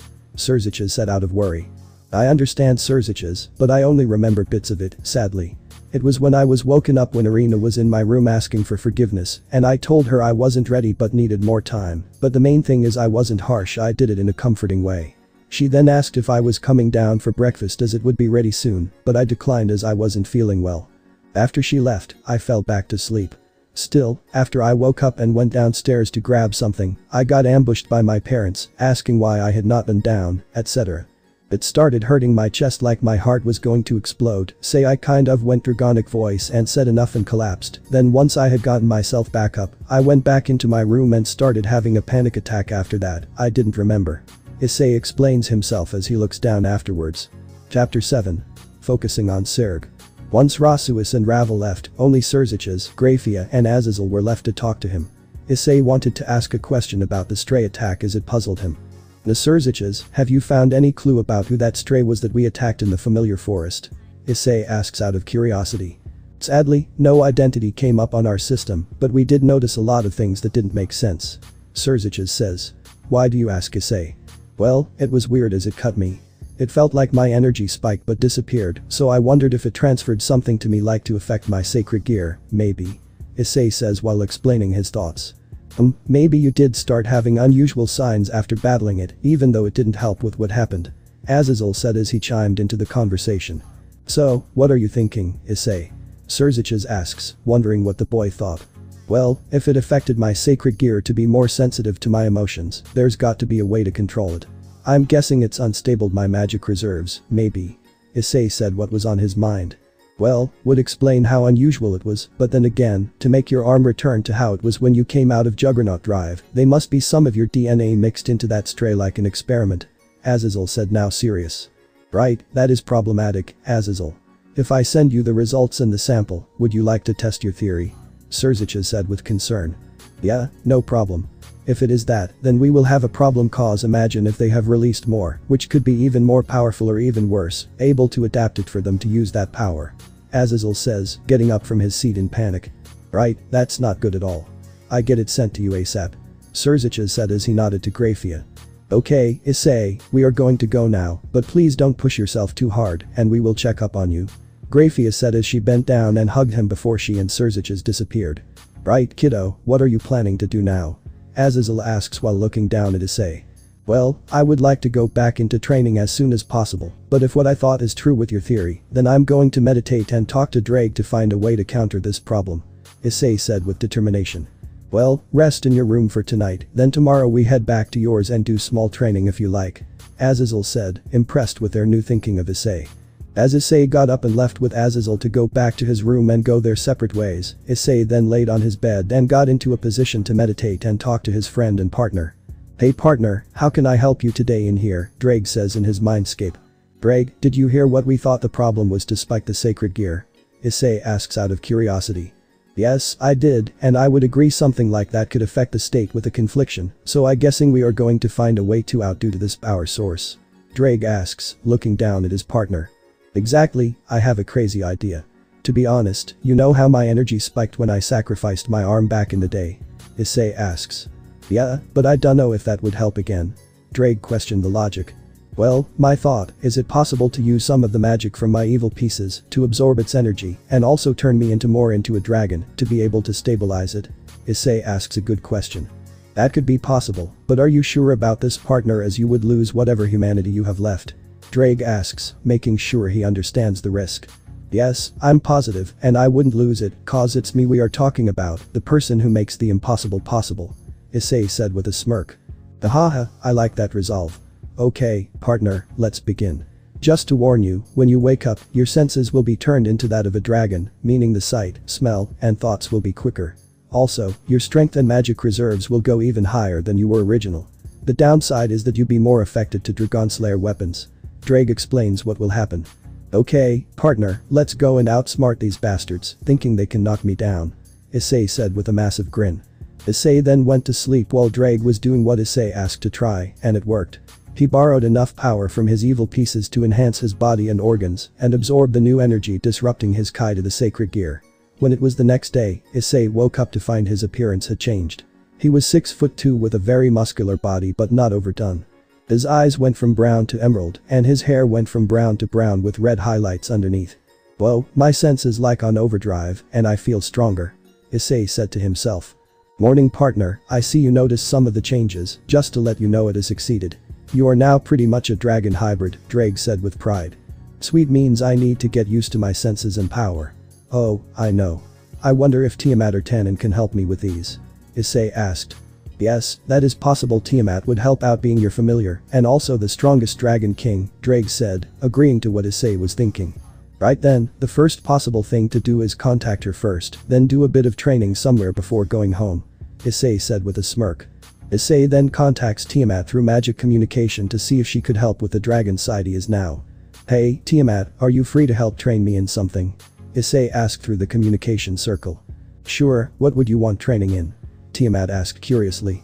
Well, I'm now a dragon hybrid due to having some problems which I can explain in person, but want to train to able to use my new dragon side. Issei explains. Oh well, sure, I could teach you the basics, but for anything else, I would ask Tannen as he's having his techniques on things. Tiamat said. Oh yeah, I remember this first time Tannen trained me, he was so hard on me, but it helped out a lot. Do you think he let us train there, as I don't want to go home just yet? Issei asks, hoping she says yes. Sure, want to talk about it later, as I'm guessing something happened with you and the peerage you're in. Tiamat asks, now even more curious. Yeah, it probably is best to let you know about the situation as only fair, so I see you in about an hour. Issei asked. Yeah, no problem. I'll inform Tannen of mine and your arrival. He might also chip in as well. Tiamat says. Sweet tea, can't wait. Okay, see you soon, Tiamat, and thanks again. Issei said as they cancelled the communication circle. Okay, Drake, we're all set. Now time to get ready and leave a note for Azazel to let him know where I've gone. With you partner time to get some training in for your new body and senses, Tiamat and Tannen might also be able to train you in some more moves with Ascalon. Drake says. Come to think, Drake wasn't Ascalon, a lance of sorts. From what I read about it on the net. It was used by St. George, who killed a dragon with it. Issei asked his partner. Actually, I'm not sure, to be honest. I did hear rumors about it maybe could will it to change its shape. Drake said interested in this idea. We might ask Tannen and Tiamat. Maybe they know more about it if it can change by will might come useful, don't you think? Issei asks his friend. Yeah, it will as means can use it in any ways possible until we get the other weapons from their hiding spot, Drake said, now smirking. That's what I was thinking due to not having much time left till the match with Serg, plus it is a nice surprise for him. Issei said, grinning with this idea. 1 hour time skip.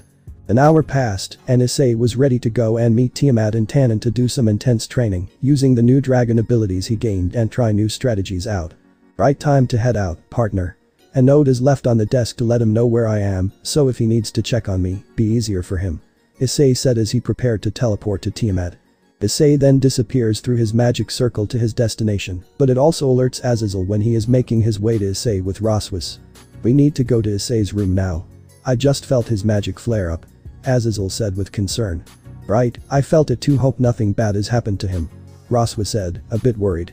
As Azazel and Roswis enter Issei's room, they just miss him as both looked at each other and sigh. Azazel notices a letter on the side table, which he walks over to pick up and read. Issei left a letter to guess it was probably explaining where he's going maybe, but knowing him, it'd be a training of some sorts. Azazel says as he smirks, knowing what Issei is like. Knowing him most likely would, as he doesn't want to break his promise to Serg. I wonder where he's gone unless he headed back home. Roswis said while pondering. Well, let me find out. Azazel says as he opens up the letter to read it. To Azazel. Yo-sensei, if you're wondering where I am, don't worry. I've gone to do some training with Tannen and Tiamat to counter this new source of energy that entered my body somehow by absorbing it, as well as 1 or 2 of my evil pieces in my body to turn me into a dragon hybrid, which was my idea before you think I was forced into it. Bragg said I'm currently 60% dragon, 30% devil, and 10% human, and that was to be able to stay in human form. The changes I got are fantastic. I not only got a way better sense, but also my strength and speed have even gone in response to thinking about counters or attacks. Appearance-wise, I've grown to about 6 feet 2 inches and have subtle red and white highlights under my brown hair. Also, my eyes have an emerald hue but are still brown. So the training I'm doing is basically to get me used to the new power, so what best way to train it with an actual dragon? Haha. Ali was willing to be teaching sword skills and other stuff, which I ain't secret until the day of the match. Until, by the way, can you ask Michael about Ascalon if it can change itself from a sword to something else? I remember reading about it being a lance or spear that St. George used to slay a dragon. Thanks for looking after me as always, if need me you know where. I'll also tell Roswis to bring me any homework I have missed please. Your lovable student to say hi to. Haha, he cracks me up, but that's an exciting development to do, and to sacrifice power from 2 of his pieces to absorb this unknown power to turn him more dragon. Looks like Issei is slowly returning to himself, to us at least, and his idea about Ascalon turning into a lance spear would be good to counter certain things if used correctly. Well, if it's able to, at least, and I might give him some magic homework with his school ones which might help him out as well. Roswis said as she was happy to hear Issei was being mindful in his training his new abilities. I couldn't agree more with you, Roswis, on that. I think it is safe to say not to say anything to the others just yet. I know they've been moaning about him and worry. Just say his healing and under training in his mind with Drake. Right, so we better get going and do these tasks Issei has asked of us. Roswis said as she prepared her magic to leave. With that, both Roswis and Azazel disappear to get prepared for Issei to help him in any way they can. Underworld Dragon Mountain. As Issei was coming out of his magic circle, his sense picked up an incoming attack which he quickly moved out of the way. Oon. I saw that coming, Tiamat. Nice try, though, haha. Issei said as he laughed. Worth it, but at least your senses have improved to see it is coming. Tiamat said, puffing her chest out in pride. To be fair, Tannen used to do it all the time, so it's natural to react to it. Issei said as he looked around for Tannen. Speaking of, where is he? He said he would be here soon as he was just doing the last bit of training for the hatchlings. Tiamat explains. Ah yeah, can understand that, so while we wait, how a bit we train for a bit, then maybe help me get used to my dragon side of things. Issei says with a wide grin. Sounds fun. I hope you are ready for a smackdown Yufufufu. Tiamat says as he giggles cutely. Bring it, my chaotic queen. Issei said with a cute nickname for Tiamat, which caused her to blush a bit. Smooth talking is not going to make me go easy on you. Tiamat says with a sadistic grin. After that, both Tiamat and Issei clashed with their fists and legs at such speeds, without the help of the boosted gear. Tiamat was impressed as he was even without it in his base form, and now wondering how much difference it was with the help of Drake involved. As Tiamat raised the level of strength, so did Issei to match it, and all you could hear was the collisions of their attacks making a thunderous sound. Also, small craters were formed underneath them by the pressure of each attack. About a couple of hours after the training with Tiamat, Tannen made his appearance and saw the impact of their training. He was stunned but also happy at the results. Now then, Tiamat and Issei, it's a pleasure seeing you again, but how come you liked to train last time? I remember you used women's parts to strengthen yourself. Tannen asks with a curious look. Yes, that time was a bit bad on my part, which I have now resolved and doing it properly. Also, I had a bit of discovery of how things were not as they seemed, which I will be happy to explain whenever. Issei said as he explained. Please explain, as I can feel a bit of pain because of this discovery. Tannen said, with Tiamat nodding, wanting to know what happened to him. As Issei sighed, he explained what happened between him and the other members of the Orc, minus Roswis and Ravel, as they stuck with him and helped him in ways others didn't but were still hurting from experience, but also told him about this new source of power that inflicted him to such a sad state. That spoiled brat, I can't believe she would say such a thing after all you did for her and the other members of the Orc. Tannen growled. Well, I heard of your triumphs beforehand, but even that's harsh to do such a thing like that to you when you sacrificed yourself for her many times. Tiamat also growled. Well, now you know why I'm taking things more seriously now, even became less perverted as I have seen how it's been used against me so many times now. Issei said with determination. Well, I'm glad of the resolve and to come out even stronger because of it. So what kind of training are you looking for now, then? Tannen asks with a curious look. Well, Tiamat just helped me get used to my dragon side of things, so maybe we can focus on other abilities and also use sword training if possible. Issei says as he explains what he's after. Also can use a time barrier to spend more training than just wasting a week. Sure, that's possible and would be fun training, but why want to learn more of the sword? You're always a fist fighter kind of guy. Tiamat asks out of curiosity. Well, normally yes, but since I have Ascalon and kinda feel like I'm wasting the ability to use it at full potential, as I'm not exactly trained in that area. Issei said as he rubbed the back of his head. Well, at least you admit such weakness and want to improve on it. Most people would completely ignore it and cover it with other things. Tannen says while smirking. I agree with Tannen. It's better to know what you are weakest at, and to improve on it is commendable. Tiamat said as she nodded in agreement. Well, not just that, guys. I also want to train with like a spear, as I think there's a way to turn Ascalon into a lance form, if my findings were correct. Issei said, looking at them. Oh well, come to think of it, back in the day when St. George was about, it was known as a lance spear in those days. Tannen said while putting his hand under his chin. So I was right about that finding then. I hope Azazel Sensei can find out how to turn it on a whim as it comes useful in many strategies in the future. Issei says, now, grinning, finding truth in what he's read in books. During the week of training, which was a month worth with a time barrier, Issei managed to control his dragon ability side, but also became more skillful with the sword and spear. He also became more feasible with magic, thanks to Roswies's homework, with the rest of his main school work. Also, Azazel helped with Ascalon when he visited Michael to talk about it. Well, thanks for the training, Tiamat and Tannen. This was fun, and I feel even stronger than before. Issei said with a smile. You're welcome, Issei. It was indeed fun, and you are pretty much on par with us Dragon Kings now, which says something. Tannen said with a smirk. I agree with Tannen, and with the new tactics you learned for possible uses against Serg would be entertaining to see and the ultimate test. Tiamat also said with a smirk. Yeah, but of course, it probably not how we tried it, but when the opportunity comes for it, I will use it at its full potential. Issei says while smirking in response. Yes, it will, and if you need anything else, just let me know, so I'll see you around. Tannen said before flying up and disappearing. Well, I better go back to the familiar forest myself and make sure nothing is going amiss there.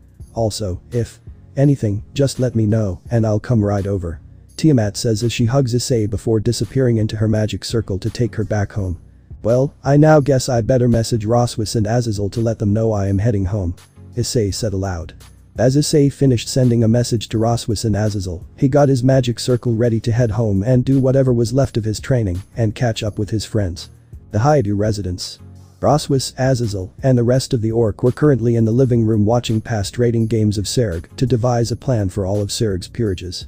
Suddenly, they heard sound notifications from both Azazel and Roswis's phones. Both of them looked at their phones and told others to head down to the basement as Issei was on his way back. Everyone was happy and quickly got up to run down, including Issei's parents. As everyone made it to the basement, they saw a magic circle appear up, and suddenly, Issei appeared through it and looked at everyone like what you are looking at the face. "Okay, hi everyone, I didn't expect this kind of welcome back," Issei said as he rubbed the back of his head. "Well, we have not seen you since your accident with your arm, and Azazel wouldn't let us come visit you," Ria said with a sad look. "Well yeah, I was pretty can even ask Ravel or your brother Surziches about it as they saw me when I was getting treated," Issei said nonchalantly.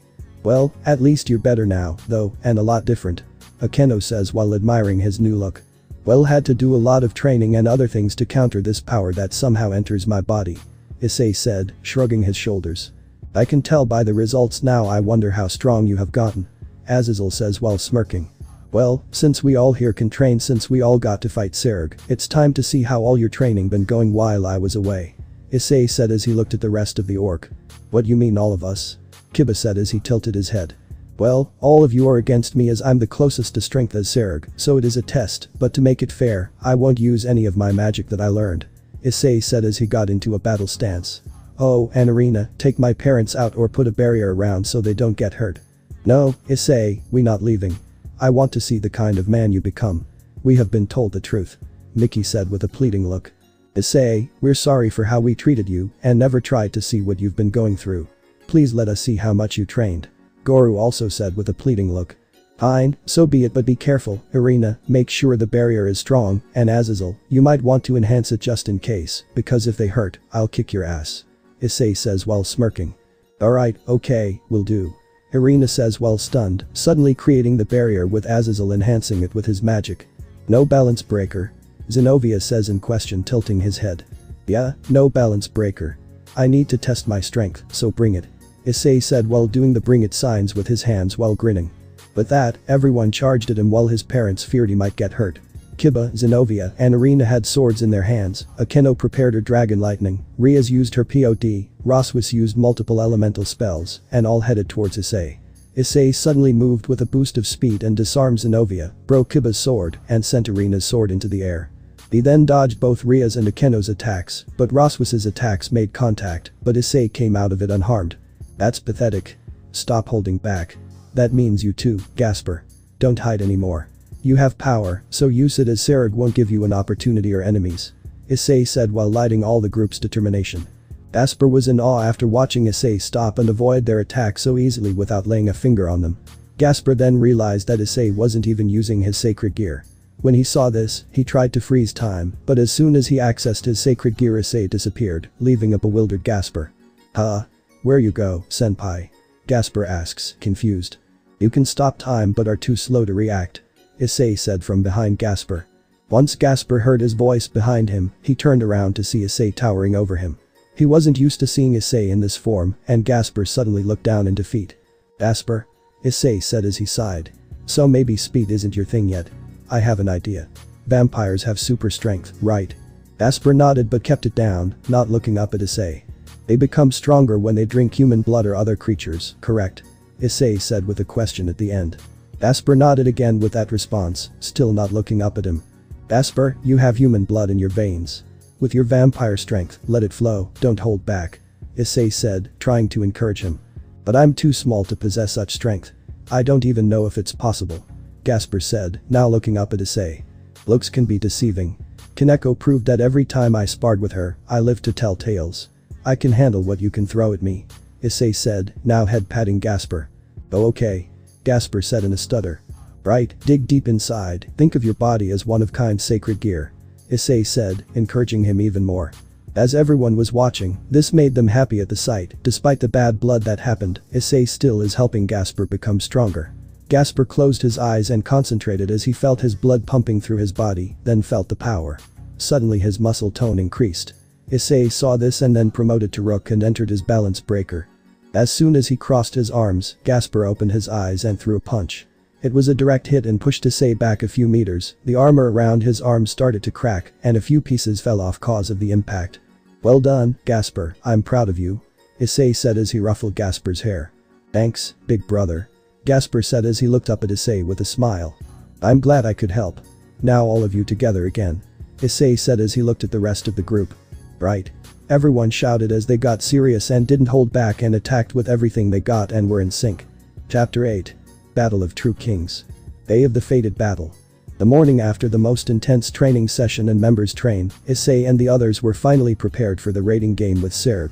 Meanwhile, his parents tried to convince him not to go and fight, but Issei just ignored it and headed towards the teleportation circle with the others and went into the underworld. Ria's and Serg's team had an interview before the battle, which went a-okay apart from some reporters asking stupid questions about if he would poke Ria's boobs to get stronger during the match. He ignored all the silly questions, and any related to the match and how they matched up were answered professionally. Hi Dusan, you seem like a completely different person. May I ask what brought this kind of change? Asked one of the reporters of the Underworld News. I'm not all that different. All that has changed is my focus on giving Serg-sama a good match and also giving Gremory-sama the match she so wishes to win. Issei said in a stoic tone. May I ask what is happening with the Grabbing Dragon show? A reporter from Kids World asked. It's on hiatus for now as both my master and her queen are preparing to start college in the human world, Kiba replies, as he could tell Issei winched at the name. At the end of the interviews, the team with Azazel sat in the limo, heading to the stadium that would host a raiding game battle. All the girls and Azazel noticed Issei was in the corner with his eyes closed and arms crossed. Oh no, is he taking a nap? Asia asked, a bit worried about Issei. Think so. There's still some time before we reach the stadium, so let him rest. Zenobia said while shrugging her shoulders. Well, he's been having trouble sleeping lately, so his sleeping pattern is messed up. Akeno said while looking at Issei, slightly worried in her way. Ria's being naive and not wanting Issei to ignore them, placed a hand on his shoulder to wake him up, but by doing so, Issei grabbed it with a tight grip out of instinct without opening his eyes. Ouch. Issei, it's just me. Can you let go, please? It hurts. Ria says while trying to get out of the grip. A few seconds later, Issei let her go, but gave her a death glare for waking him up during meditation. I would advise you not to do that again as I was meditating, and what you did could have disrupted my Kai flow. Issei said flatly with a bit of anger. Can we just talk? Riaz asked while rubbing her wrist where Issei grabbed her as it stung from his pressure. Oh hell no, she going to try and creep her way back in forgiveness after what she did, Drake thought to himself. I have nothing to say to you, and also, this isn't the best time for obvious reasons, so just focus on the upcoming fight. Issei said as he turned around to look outside the window and blanked everyone. Riaz was upset by what he said, and so were the others except for Azazel and Roswies, as they knew she had it coming. Riaz just sat next to him in silence, then she tried to hold his hand, but Issei moved it, put some headphones in his ears, and played songs on his phone. He started turning the volume up to block out any of their voices, and then closed his eyes again. He's still so distant from us. Akeno says sadly. Yeah, he still hates us, but most likely hates me the most. I don't blame him, but I just wish he would talk to me. Ria said as she looked down at the floor with a defeated look. Once the match is over, you can try to patch things up with him, but for now, do what he said and focus on the upcoming match. Azazel said in his teacher mode. Right. Everyone says but in a sad way. As Issei and the rest of the orc make their way to the seating area before being called to the arena to start the raiding game, Issei and Azazel are talking about something other orc members are confused about. I don't know what he has planned. So, sensei, were you able to get permission for what I asked about? Issei asks his friend and teacher. Oh yeah, and you picked a good one to use. Azazel says with his usual smirk and thumbs up. Oh no, what are you guys talking about? Kaneko asks while cutely tilting her head. Ah, don't worry, just something to make things a bit more entertaining. Issei says with a smile which held no anger, which made Kaneko blush and nodded her head before grabbing chocolate. Oh, make what more entertaining. Riser says as he enters, making everyone wide-eyed as we weren't expecting him to come. Oh hey, Kentucky, what are you doing here? Issei says in a mischievous tone. Watch it you. Riser says before fist bumping Issei and laughing. What you doing here Riser? Riaz asks with a stumped look. I just came to wish you guys luck and also ask Issei something in private, Riser said which confused everyone. Sure, let's go to the next room so we can talk. Issei said as he followed Riser. As Issei and Riser enter the room, he quickly puts a barrier up so no one can listen in, knowing they will eavesdrop on the conversation. So what's up, Riser? Issei asks, tilting his head. Ravel told me what happened between you and the rest of the peerage, and also your family. I just want to make sure you're okay as not only my rival, but a close friend after what you did for me and even straightened me up from my past self, so to speak. Riser says, looking at Issei. Yeah, I'm okay. Ravel and Roswies, including Azazel, helped me out. Yes, I am pissed at them, but I'm happy away cause once this raiding game is over, I will be free to travel a bit and ask if Ravel wants to join me for where I want to go and collect something. Issei says, looking at Riser. Oh well, I have to ask my mother for that first, but I'm sure she will be happy too. May I ask what you are seeking? Riser asks out of curiosity. Well, it's something that Drake's past host left behind, and Drake thinks it might be useful for me in the future, plus, it is nice to explore a bit, if you get what I mean, Issei says as he chuckles. Oh, this be interesting then. Well, again I wish you luck and hope we could train together in future, as one of my pieces would love to speak to you. Riser says as he waves goodbye.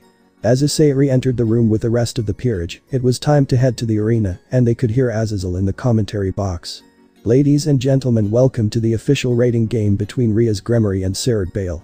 The game will begin in 5 mins, so make sure you all seated down and get what you need, as this is going to be a wild match. I can already sense it. The barriers will also be placed for the protection of you, the audience, said Azazel through the microphone.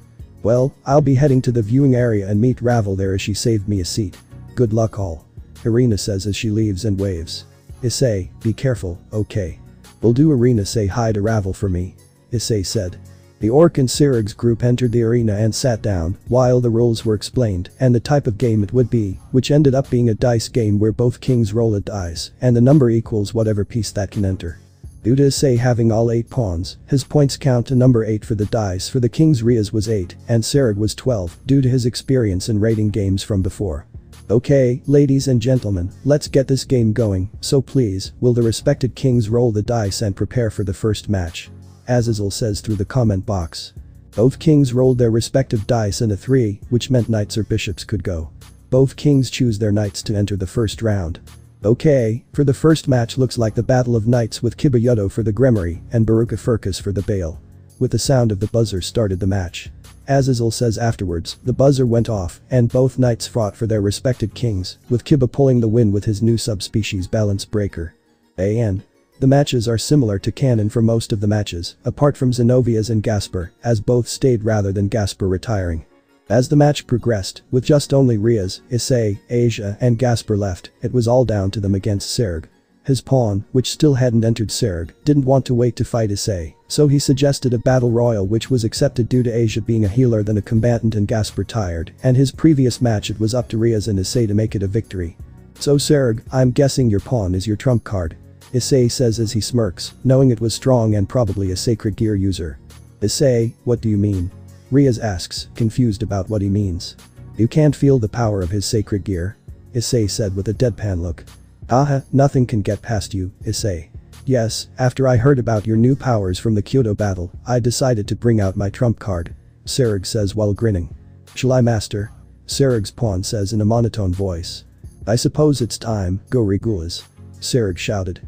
The pawn took off his mask and began transforming into a 3-meter tall golden lion and roared. Wait, that's the Lion of Nemea, one of the 13 Longinus gears. It was MIA, and all this time, you had it. Azazel says in shock. Ah shit, he doesn't have a gear. He is one. Issei says, palm facing himself. Riaz, you won't be able to defeat it outright. Concentrate on keeping him away from you as much as possible, and don't leave any openings. Right, just be safe, Issei. Riaz says, knowing it will be a tough battle. Regulas, leave the red dragon to me to handle Riaz, but don't kill her. Serg says while smirking. Here I, Serg. Issei shouts as he launches off the ground at breaking speed, leaving a crater where he stands, shocking the audience. Bring it, Issei.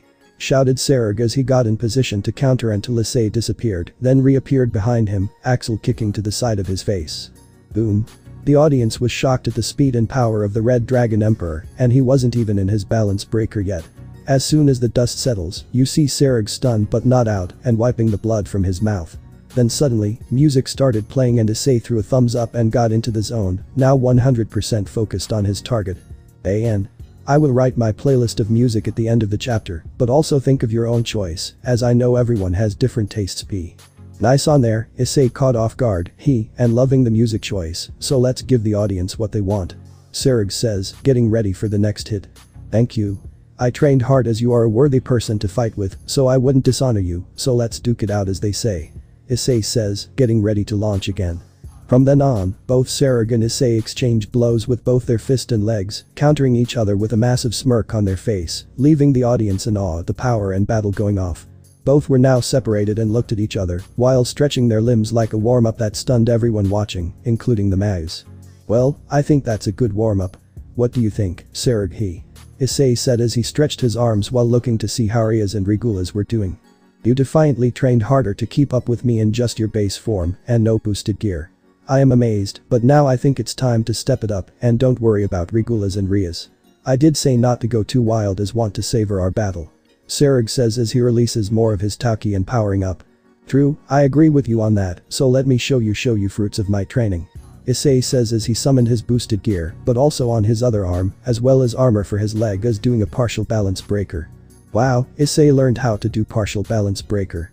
Now that's interesting, Issei. You better come to the lab, I need to check it out properly. Azazel says over the commentary chat, making Issei sweat bullets. Round 2 of the battle between Serg and Issei begins as soon as Serg disappears and reappears in front of Issei, but is blocked. Then Issei sends a roundhouse kick quicker than Serg can see and gets pushed back. Boost. Boost. Boost. With that, Issei is on the offensive, sending blow after blow, creating small craters from the force he and Serg were giving out. Still, suddenly, something unexpected got Serg, and that's when Issei brought Ascalon out and managed to cut his arm to send him on edge but not out.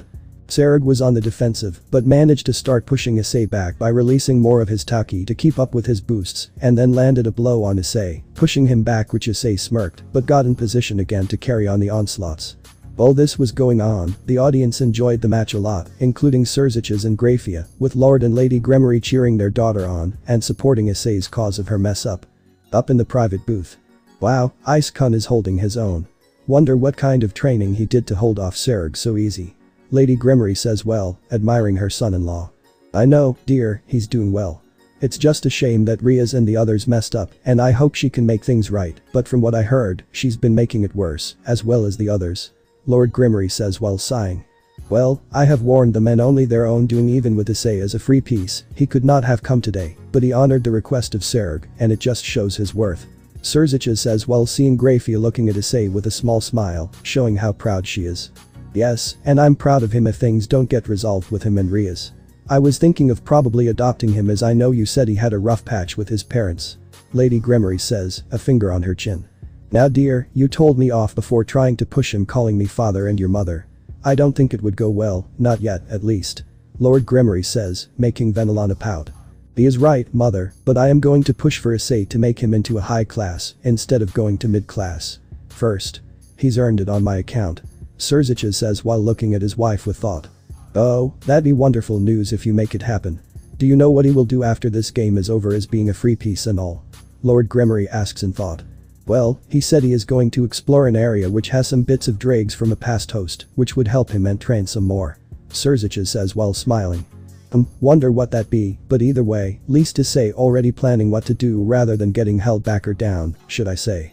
Lord Gremory says while pondering. Could be anything, sweetheart, but I hope everything will be okay, as I know how stubborn my daughter can be. Lady Gremory says as she holds onto her husband's hand. Yes, that is true, dear, Lord Gremory said as he accepted his wife's hand and rubbed his thumb in a circular motion.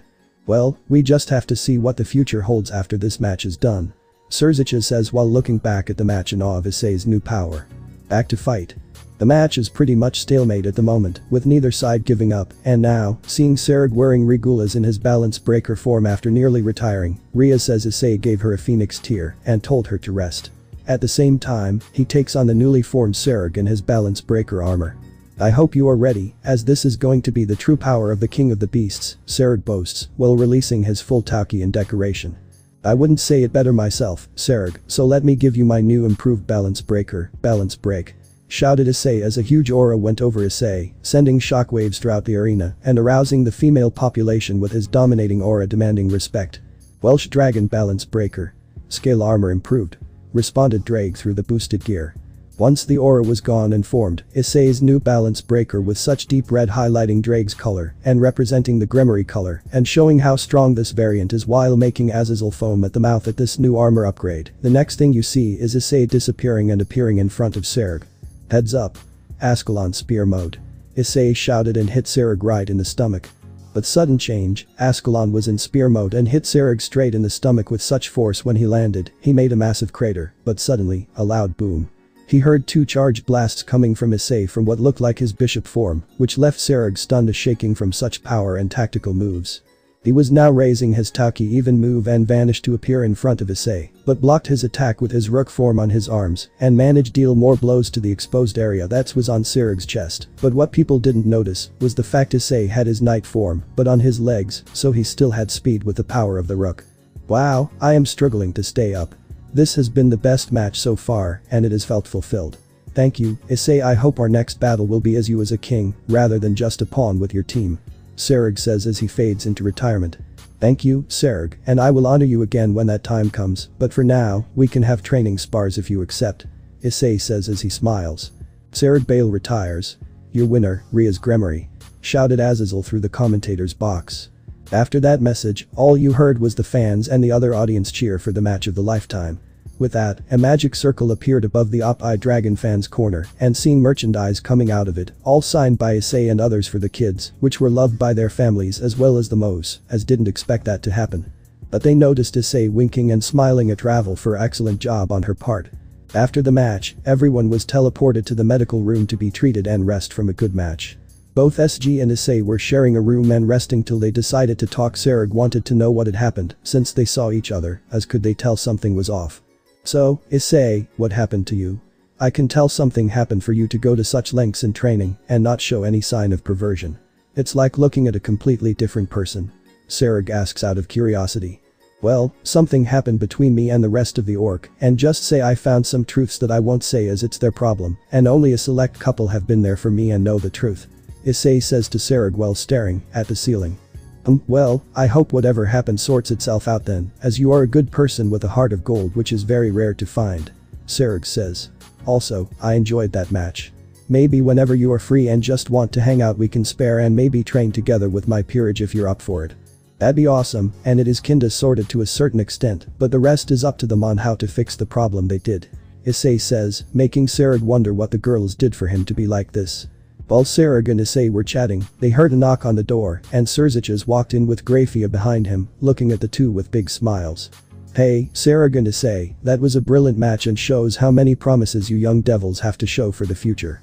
If I may, I need to tell Issei something. Serziches says to the pair. Thank you, my lord, of course. Would you like me to leave so I can speak in private? Sarag asks. No, I like you to hear this too. Issei, myself and the rest of the Maus, including the Devil Council, have seen fit to promote you to a high-class devil and skip mid-class. Also Akeno and Kiba are getting promoted, but only to mid-class. Serziches says with a big grin on his face. But how would I have thought I will be doing mid-class first? Wouldn't this cause a big problem in certain areas? Issei says, shocked and confused, making everyone giggle at his response. Normally, yes, but due to what you achieved and be through and how you fought with Sarag here, they understood what needed to be done, so in a few days' time, before you head out to your journey, Grafia will fetch you to take you to Ajuka to give you your evil pieces. Serziches says with his hand on Issei's shoulder. Wow, thank you, I will make you proud as a fellow devil and other things. Issei says in a whisper. Serziches heard and smirked. You're welcome, okay, I'll leave you to rest for now, and we'll see you soon, Issei. Serziches says as he gets up and leaves the room with Grafia behind him, who also has a slight smile on her face. Congrats, Issei. I guess your dream to become a kind has finally been achieved. May I ask where you are planning to go on your trip? Sarag asks out of curiosity. Thank you, and I don't know specific, but it's somewhere hidden by the past user of the boosted gear, which Drake said might be useful to me so such times. Issei said, trying not to leak too much info out. Okay, by the way, how did you manage to change Ascalon from a sword to a spear? As I always heard, it was a sword.